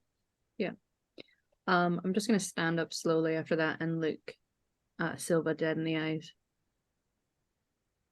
If any of us end up with something like that in us, I know we like to think we can save people, but you can't. It is a kindness to stop it getting this far. Yes, it is. We can't take chances. Not here. Not now. I'm done with my thing, but I think Roach will just kind of hang out with Silva just to keep company. Sure. Because she's clearly seen some things and they're like, I identify with that. Yeah, I know that look of horror in the eyes. Yeah. My question to you two that are in the examination room bay 4. How do you dispose of the creature? Do you take it with you? What do you do with it? It's currently just on the floor with a huge scalpel knife in it. Yeah. It's clearly Chaplain's orders to keep this under wraps. Do we follow through with that? Probably, yeah. Given this is a medical facility, they must have some manner of incinerator to dispose of medical waste. So could we possibly find that to really dispose of it? Conveniently, there is one in this room. It's like a slight wall panel that you would easily, you think they would just do that normally, just put it into the wall and then shut, and it would seal off. Like those laundry chutes that suck things in when you toss something near it. Those medical laundry chutes that definitely don't come back to haunt you. Medical incinerators. Do we dispose of him too? I will say right now, he does not fit down that chute. Yeah. Just letting you know, because I'm not having a weekend at Bernie's thing with my poor Carvalho. Put sunglasses on him. It's fine. Yeah, we'll fix it. I mean, this should be fine, but maybe we can if we find the files, we can scrub them if we can. I don't know how to do that. Chaplain will. Yeah, we'll do that. We'll just put a sheet over. Yeah. He'll close his eyes. It's fine. Yeah. What are you gonna tell him? The truth, but with some omissions.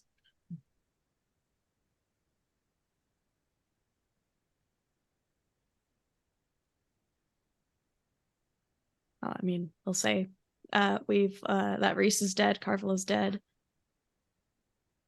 That apparently they're in on this, so we'll let them know that it was extraterrestrial life forms that have caused that fate, and that they are hostile. Are you good at reading people, Captain? Yes, I am. When you tell that to him, try and judge how shocked he sounds. I have a feeling they knew exactly what they were sending us into. Me too. Keep your wits about you. Moving over to Chaplain, because conveniently you've been left on your own. What's the secret thing you're trying to do?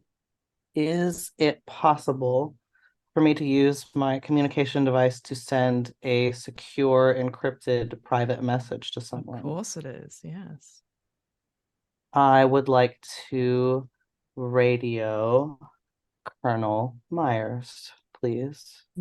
I would say, for ease, you can easily do that. You will happily send it as a written communication, perhaps, like a text, perhaps, as you're busy. That is much easier to get away with. Yeah. And you can easily do that. What do you send? Certainly. I will send a message saying, Giles checking in. Progress on primary objective, partial success. Carvalho's Xeno has been dealt with. Reese's got away. Squad has been brought into primary objective, but without being informed as to source of the leak. Chaplain's morality has prevented direct witness elimination, but information spread has been handled to maximum ability. Okay. Send. You send it on a encrypted channel that only you and Colonel Myers know. And you get a response back that says, confirm message. JL, stay in control. Know what the mission is. Don't let Chaplain's morality deter you from doing your duty. 2 down, 2 to go. Realize this, though. If any of those Marines knows something, your mission is to terminate them as well. Roger. Over and out. Just send back affirmative. And that's it. The line goes out. Captain Silver, you spent some time with Pixon Chaplain, you've talked to Roach. Now it's your turn. You know you have to report in to Major Hatfield. You have a little device, your personal data transmitter. You maybe take a quiet, maybe you go into one of the quiet rooms, one of the recovery rooms perhaps, or I mean there is the morgue, but you're like, probably not a good idea. I'd rather not. No, I think you're quite fine on that. And so you take a moment and you can report in. There's like a couple of like what I would call brings, but a little bit of a signal as the line connects, and you hear the voice of Major Hatfield, the person that sent you out on this mission. He goes, "Good, Captain Silver. We've been waiting for a report from you for several hours. How goes the mission?"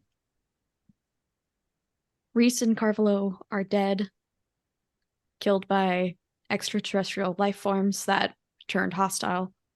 Understood. Any other updates on the other creatures? Marines, sorry. Did he actually? No. That was Fiona being an okay. idiot. I was like, other Marines. Yeah, sorry, that was Fiona. So I'll say that again. Any update on the other Marines, other missing Marines? We know where Wojciech is. We'll be heading there as soon as possible. And right. Right, we're still unsure of. but we have some leads. Captain Silver, I cannot impress on you the importance of having all 4 of these Marines taken out if necessary. They are holding vital information. Literally?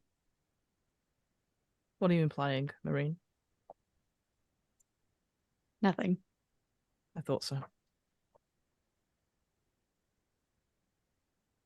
We've also had reports of some gunfire over in the West District. Something in one of the residential districts. We are getting a lot of chatter from insurgents. We seem to pinpoint their location to the north in the oil refinery. We think they're trying to do a handoff there to the UPP. But with the gunfire happening towards District West, that might be something to look into as well. Well, we know that Wojciech is very likely going to the oil refinery, so. What makes you say that? What evidence? Carflo talked. Did he know? Just about Wojciech. Empathy manipulation check me, please. I'm so good at those. Come on, Okay. Captain, you can do it. It's going to Captain is scared. Okay, that was okay. I have one more to roll. Oh my gosh. Okay, so we're probably going to be pushing the roll, but we're also probably going to be panicking. So. Oh, okay. 2 successes. No panic. Let me roll for mine as well. Okay.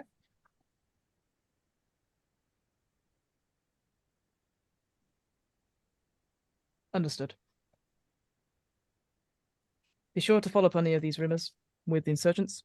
Remember, any of this information gets out, it'll be the worse for us for the war.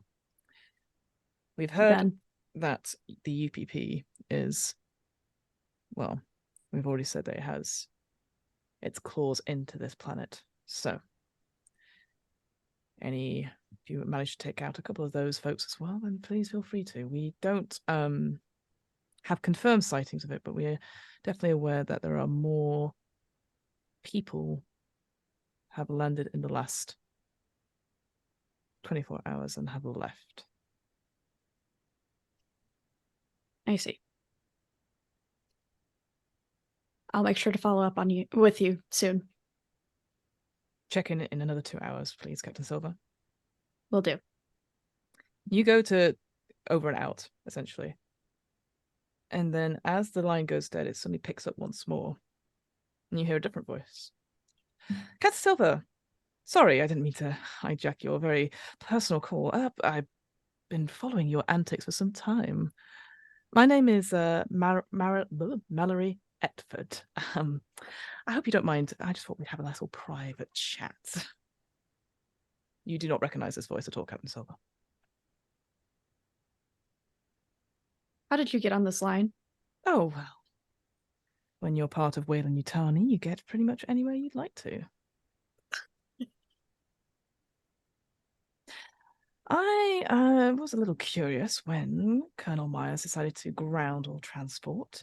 I did a little bit of digging, and well, look at these fun little Marines that are just wandering around our colony. So I thought I might as well check. Had a few tales on you as well. Your systems are very easy to hack, you know. Curious that you know about a little project of mine. I wondered if we could have a little moment to talk, so to speak. What do you want? I hear that you have already dealt with 2 of the projects, 2 of the experiments, so to speak. I want the other 2.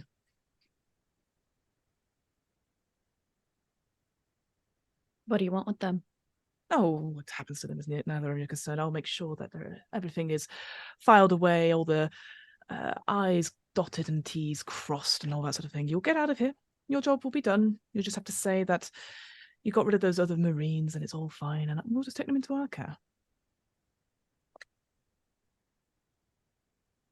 Hypothetically speaking, how would we even get them into your care, considering we couldn't even keep the past 2 Marines alive because of these so-called experiments? Oh, I'm just sure it's all about timing.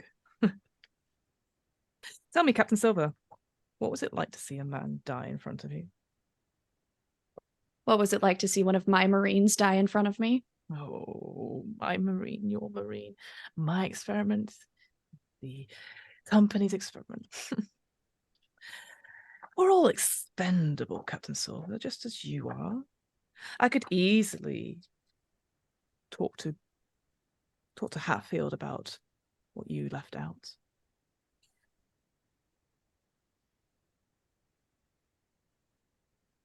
But it's not in your best interest or mine to do that. So it's straightforward. If you find the other Marines, contain them until my dog catchers get to your position, and then we will take care of the rest.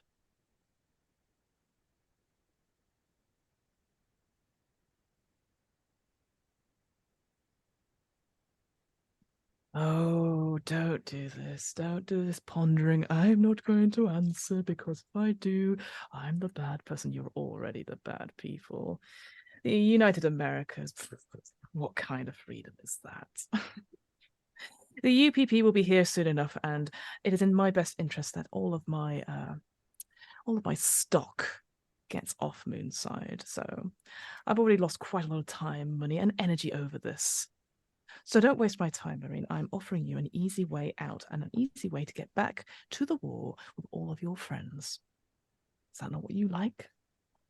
Going back to fight the big war?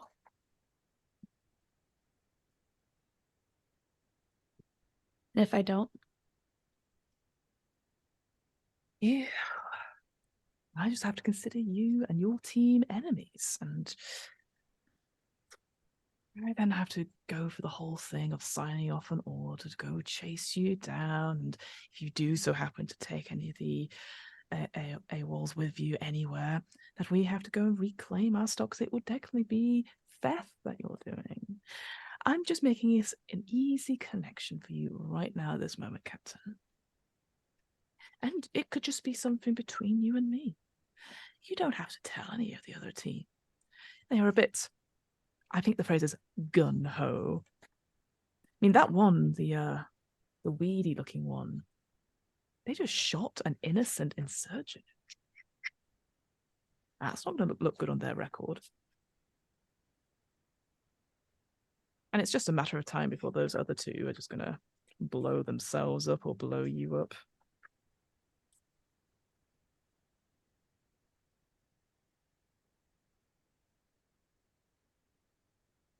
So you think if we contain them in some way,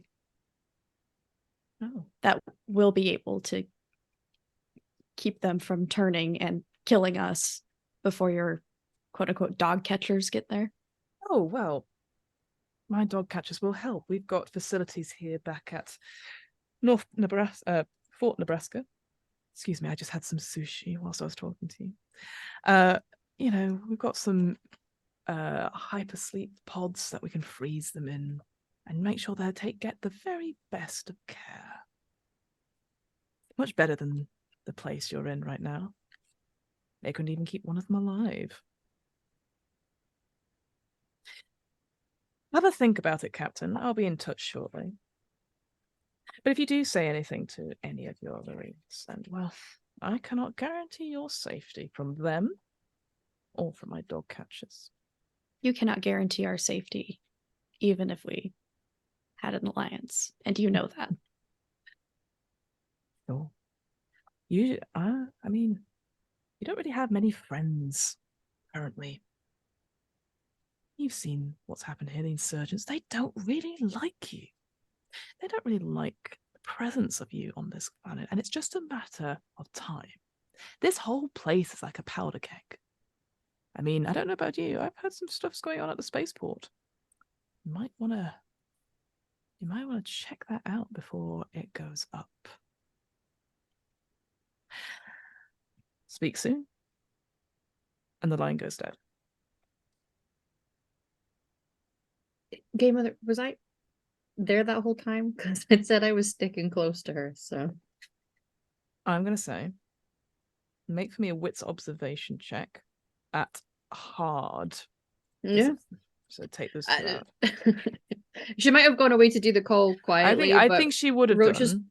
Roach is trying not to be alone at the moment. So no, understandably yeah. so. I would suggest that she would have gone away to do it. Sure.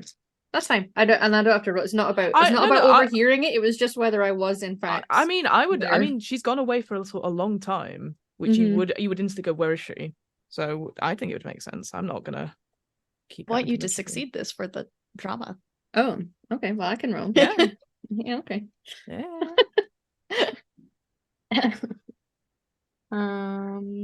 Okay. So what was it? Wits observation. Observation. Mm-hmm. And I take 2 away because it's hard. Is that the? That's a panic roll, isn't it? Oh yes, sorry, yes, yeah. Take 2. Yeah, it's a hard check, so take 2 base die away. Away. Yeah. Okay. Okay.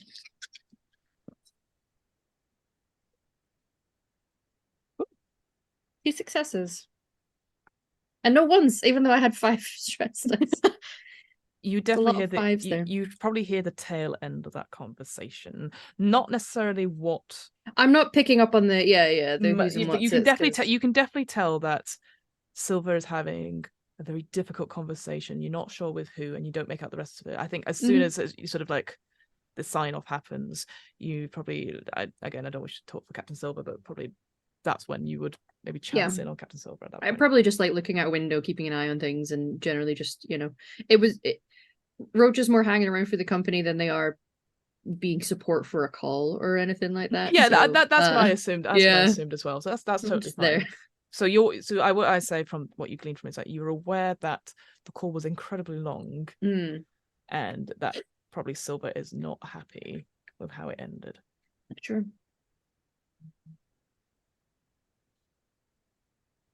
All right. And one thing I'd say, is there any other things anyone would like to do? So I would say the 8 hours is past now. So stress levels for everyone go down again by another 1. Just to stand up. But is there any other things you'd like to do before discussing your next plan? Is there anything like, please, Dante? Yeah. Does a signature item decrease your stress by 1? Yes, correct. You can use it once per. But I think it's once per act. So if you didn't use it last time, great. Some people used theirs last time. I don't know if you did. I know I didn't. That's Please. Fine. So what's your if you're using it, what's your signature item? So I think there's probably a moment where Hammer loses eyes on Dante. She's not hiding. But when assuming you find her again at some point, Hammer, she's just like leafing through some like paperwork, that really like thin cheap paper, just like a couple of sheets of paper are just sort of like sat against a wall somewhere staring at these things.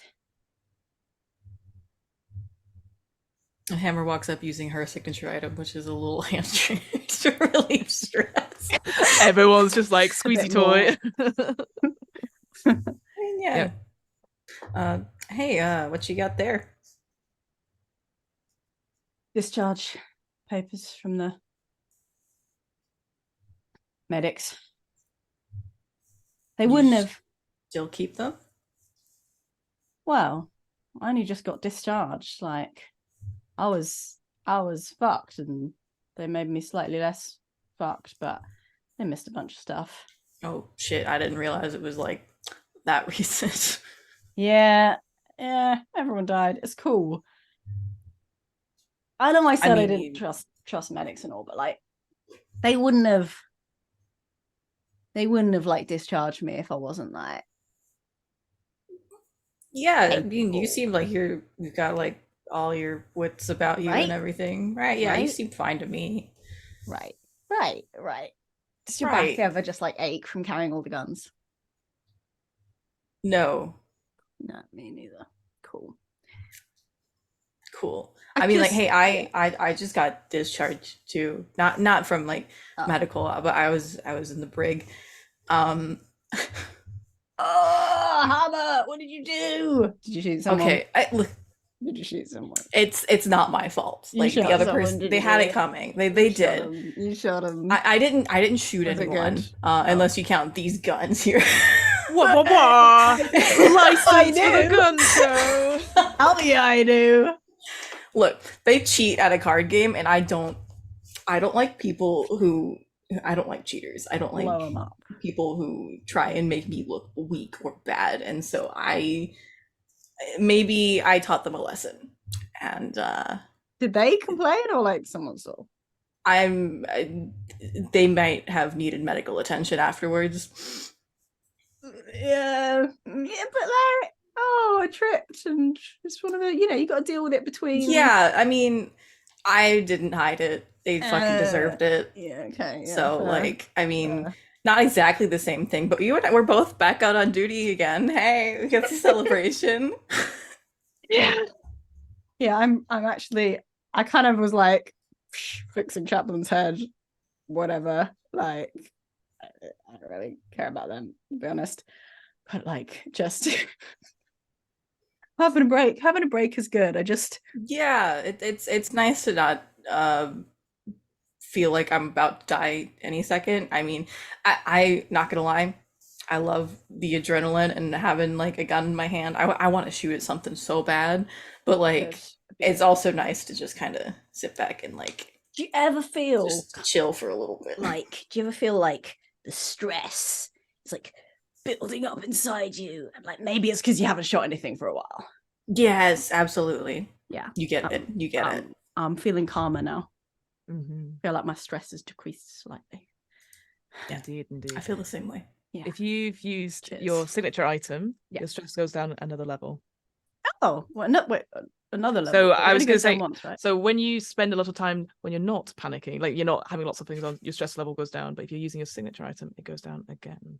So oh, nice. Oh, I am so fucking calm right now. Yeah, which I mean, I have too stressed, but still, I'll take 4 it. is better than 7, so yeah.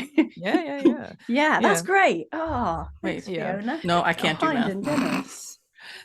I am a generous god. But your signature item is then now used for the act. So until we go into act 2, you cannot no longer use it. Which I believe. Remind me what an act is. So an act, it's no, not necessarily. It depends on how quick you go through the story. Okay, you'll tell us when. I'll tell you. I'll tell you when it ends. No, but yeah, usually it's a couple of sessions and then you go on to the next one, depending on where you are in the cinematic scenario.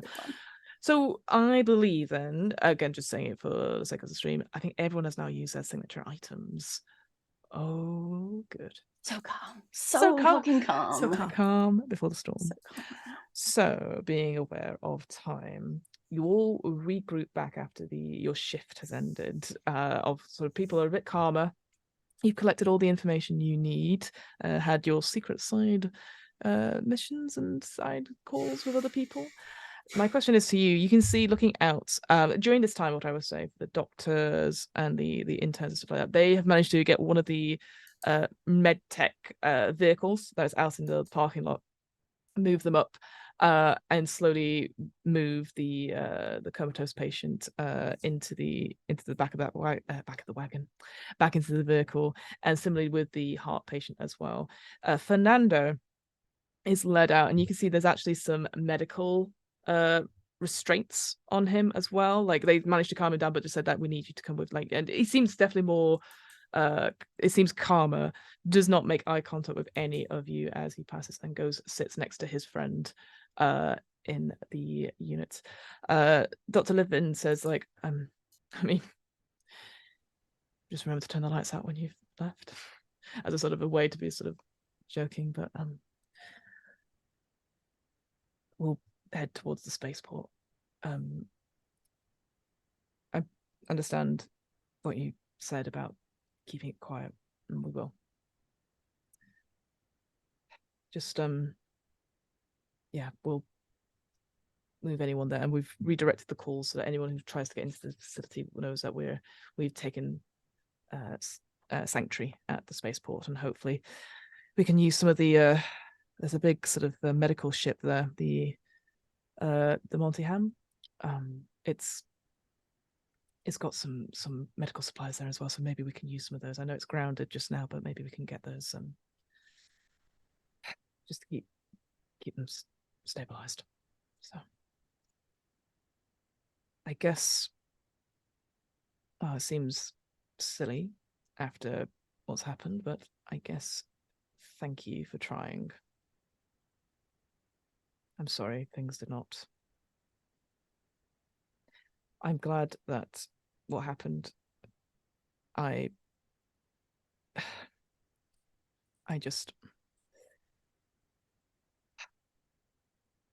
sorry we couldn't save him. I'm sorry you had to witness that. But I'm also glad in a way that if you hadn't been there, then I probably would also have been dead.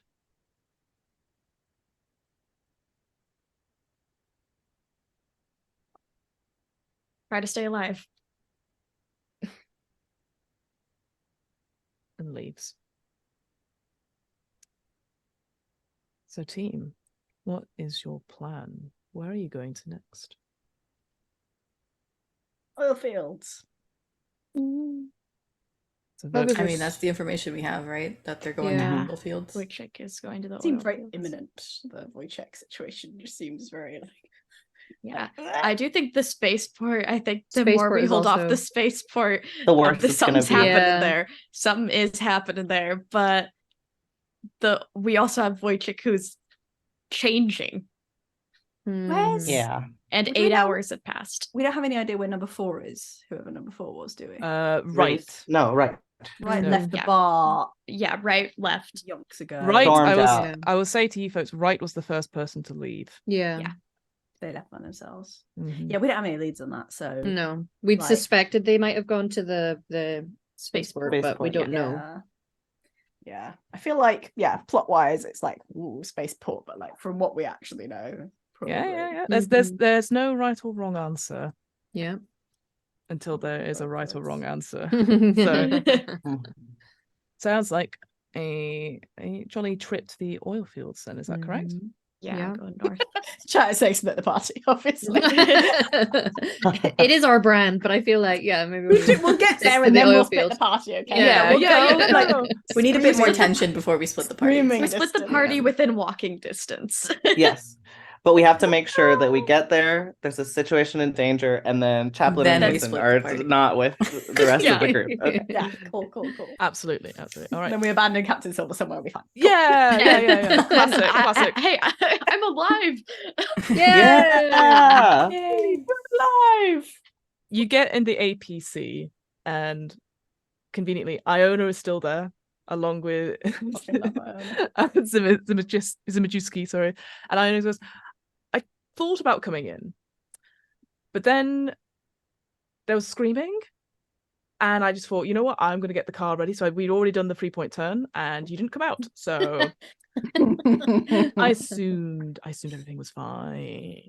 Oh yeah, dandy. You've been Turns in out here the for like screaming. 8 hours with Zimajewski. Yeah, we should have. They've actually been asleep. How was that? Oh, They've been Sorry asleep about this that. whole time. I mean, you told me to stay with the car, and I am nothing but loyal. Also, I would like to just apologize for the smell. Zimajewski's bit of a stinker. I put out, and you can see there's lots of little air freshener like tags. the black ice like thing you hang from the rearview mirror. I mean, I've gone through quite a few packs, and it's not shifting. And I was wondering why it smelled so strongly in here. yeah, Zimajewski is like, are we going? Are we good? We medicaled up and what? Looks at Hammer, looks at Dante. Oh, you had run in with people. I sense it. You had fun. Oh, Didn't we had no fun. We had no. I didn't shoot anything. There was something to Yeah. shoot, missed Fucking it. shame. There was someone screaming. Turned Ah. out it was just like a medical emergency. medical boring. emergency. Not allowed to Yeah. shoot them. No, Nothing to shoot. rubbish. I'm getting twitchy. Mate, same. It says from the back of the car, not doing anything. Yeah, me? I'm sure you're itching to shoot something. So we'll get there. Yeah, put me in, coach, says the Captain Silver. Captain Silver's like, no. Yeah, we will. Oh no, I stay with Car. Iona needs friend, and Iona's like, Iona's dealing with her own horror. She's taking a few stress points. Yeah. Iona's like, if we saw the side version of this, is like just Iona just like, please let them come out. All right, though, as we sort of do the final sort of closing thing, because I realize time is approaching us.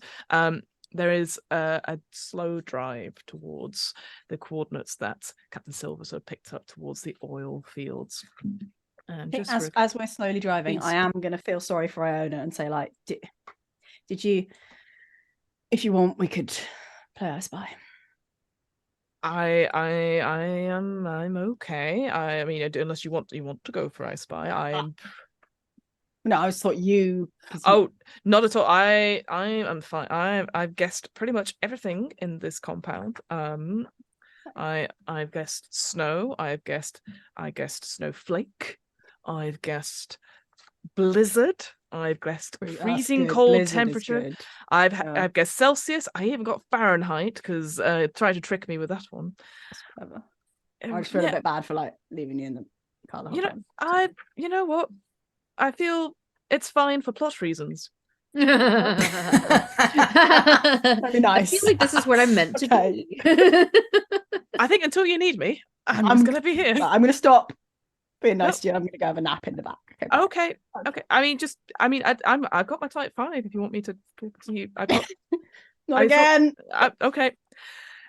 You make it to the oil fields. And as you've been slowly getting towards the oil fields as well, all of you would have seen outside the window, it's definitely not as populated with buildings and stuff, but you see that there are these massive sort of oil pipes, very industrial size, about, you think in diameter, maybe 1 meter, 2 meter across, interlacing and interconnecting, so to speak, crossing this whole field.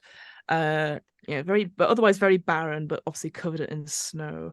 You can see there are huge fragging ricks. There's almost there's 10 of those seesaw pumps, and also some mobile drilling rigs as well. And it's vast as you sort of driving up. And as you get to a close place, Iona sort of slows up and goes, I think this, according to coordinates, it's about half a kilometer that way. So sorry, the smell is really bad. You roll down a window or something. Get that person some Axe body there spray. is a blizzard happening, Hammer. I mean, I'm not worth it. I don't think so. I think it's death. I've never been happier to not have to breathe. I'm still a little bit frostbitten. I'm fine. Sort of points to over like a ridge. I think it seems to be coming the message, and at this point Iona's turned it on the radio. It is those clicks. It repeats it over and over again, Captain Silver. And yes, do you all go out to investigate? Yeah. I will, just as we're like driving past all those oil pipes, I'm gonna lean into Dante and just say, you know what would be a really big explosion? An oil field. I don't really understand any of the implications of that, but like, tell me where to shoot. Maybe when we're further away. The biggest of booms. As you suit up, take a moment to get out into the freezing cold again, you slowly sort of make your way up to this ridge, and you can see almost like like an oil refinery sort of warehouse and stuff. And you can see, using various equipment that you have and stuff, I will just tell you straight off, there's definitely what looks like to be several fires coming from oil drums, like small drums, and people are standing around looking at it. I would like people, all of you, to make for me the last roll of the game for tonight, not ever, a wits perception check. Your last roll ever. You said wits observation? Yes, wits observation, please, and your stress as well.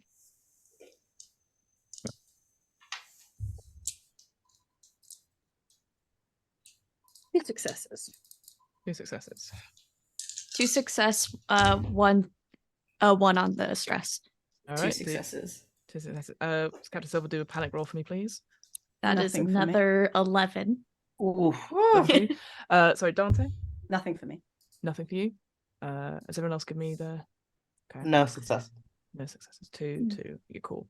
Captain Silver, roll that panic roll for me, please. Is 11? Yes. Yeah. Okay. You, Captain Silver, take a moment as the cold is getting to you a little bit as well at this point, yes, from what you saw and stuff. And you sort of look over, and there's a moment where you think one of the figures huddled around the fire looks up, and so you've ducked down. You're currently seeking cover, so you're sort of not looking at things just now, so that's just going to take a chance. What I'd say, sorry, Hammer, I appreciate you still had your tremor. That's gone from the... okay. Yeah, sorry, I meant to say that earlier because I appreciate you had that from before.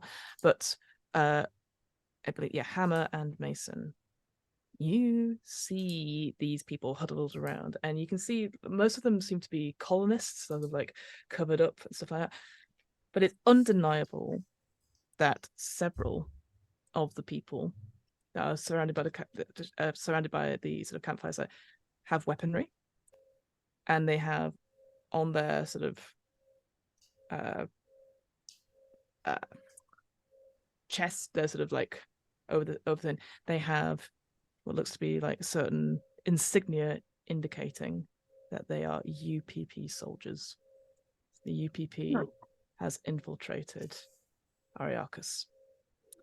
And we're going to leave it there for this evening, folks. So yes, you've gone to the oil fields, you found some insurgents and stuff. You know there is message going out there, and there are some UPP fighters are also there discussing and waiting. So, thank you so much for joining us for Alien Destroyer Amongst Worlds, or Destroyer of Worlds. I'm going to go back around to do quickly our outros before we leave you for this evening, going the same direction as always. Captain Silver, you did not die. Yay! Abigail, yay! Please take it away with the outros, please. Yeah, I am Abigail the Nerd on all socials with 2 B's, and on Fridays at 6:30 PST, I'm on Dungeons and Shenanigans, playing a ballerina rogue. Wednesdays, World Tree Quests, Into the Skies, playing a changeling aberrant mind sorcerer, and that's where you can find me. Brilliant, thank you. Next up is Shamini. Yeah, I am at Espondel on Twitter, Shamini, dots and things on Blue Sky. I play sci-fi themed sciencey games with the RP Geeks on Monday. That's at RP Geeks D&D. And I've just finished a very cool, is it finished? I'm not sure if it's finished. Check out at Realms Pod for a cyborg campaign where I play a creepy child with a deadly robot who likes to shoot things. Patterns have emerged. A theme. A theme indeed, thank you. Let's go for Hammer. Jill. Hi, I'm Jill, also Ghost DJK on pretty much all social media. And I I guess I can say it now that the cast has been announced. I will be in a One Ring one shot with Hamalu, actually. And we're gonna be a bunch of hobbits. We'll be playing Hobbit siblings, and I'm so excited about that. That'll be on I believe, was it the 27th? And I will also be in another one shot that day for a playtest for Sagas, the new system being developed by OKSDM. Fabulous, thank you so much. Next up is Hamalu.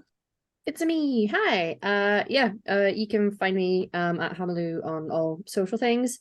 As mentioned, a week on Sunday, you will see me on this channel playing another Freely game.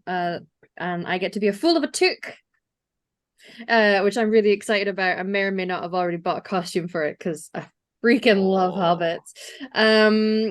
And on the 2nd of September, you can find me over at Val's channel playing in day 2 of our Extra Life weekend. I will be playing in a Candela Obscura game where I get to play an archaeologist who's seen some things. And then after that, I am GMing a Mass Effect game where my players are going to be a crew of a ship who are a bit of a ragtag group doing a bit of crime, ? So that's that is going to be me for just now. Brilliant, thank you. And last but by no means least, Chaplain Emily.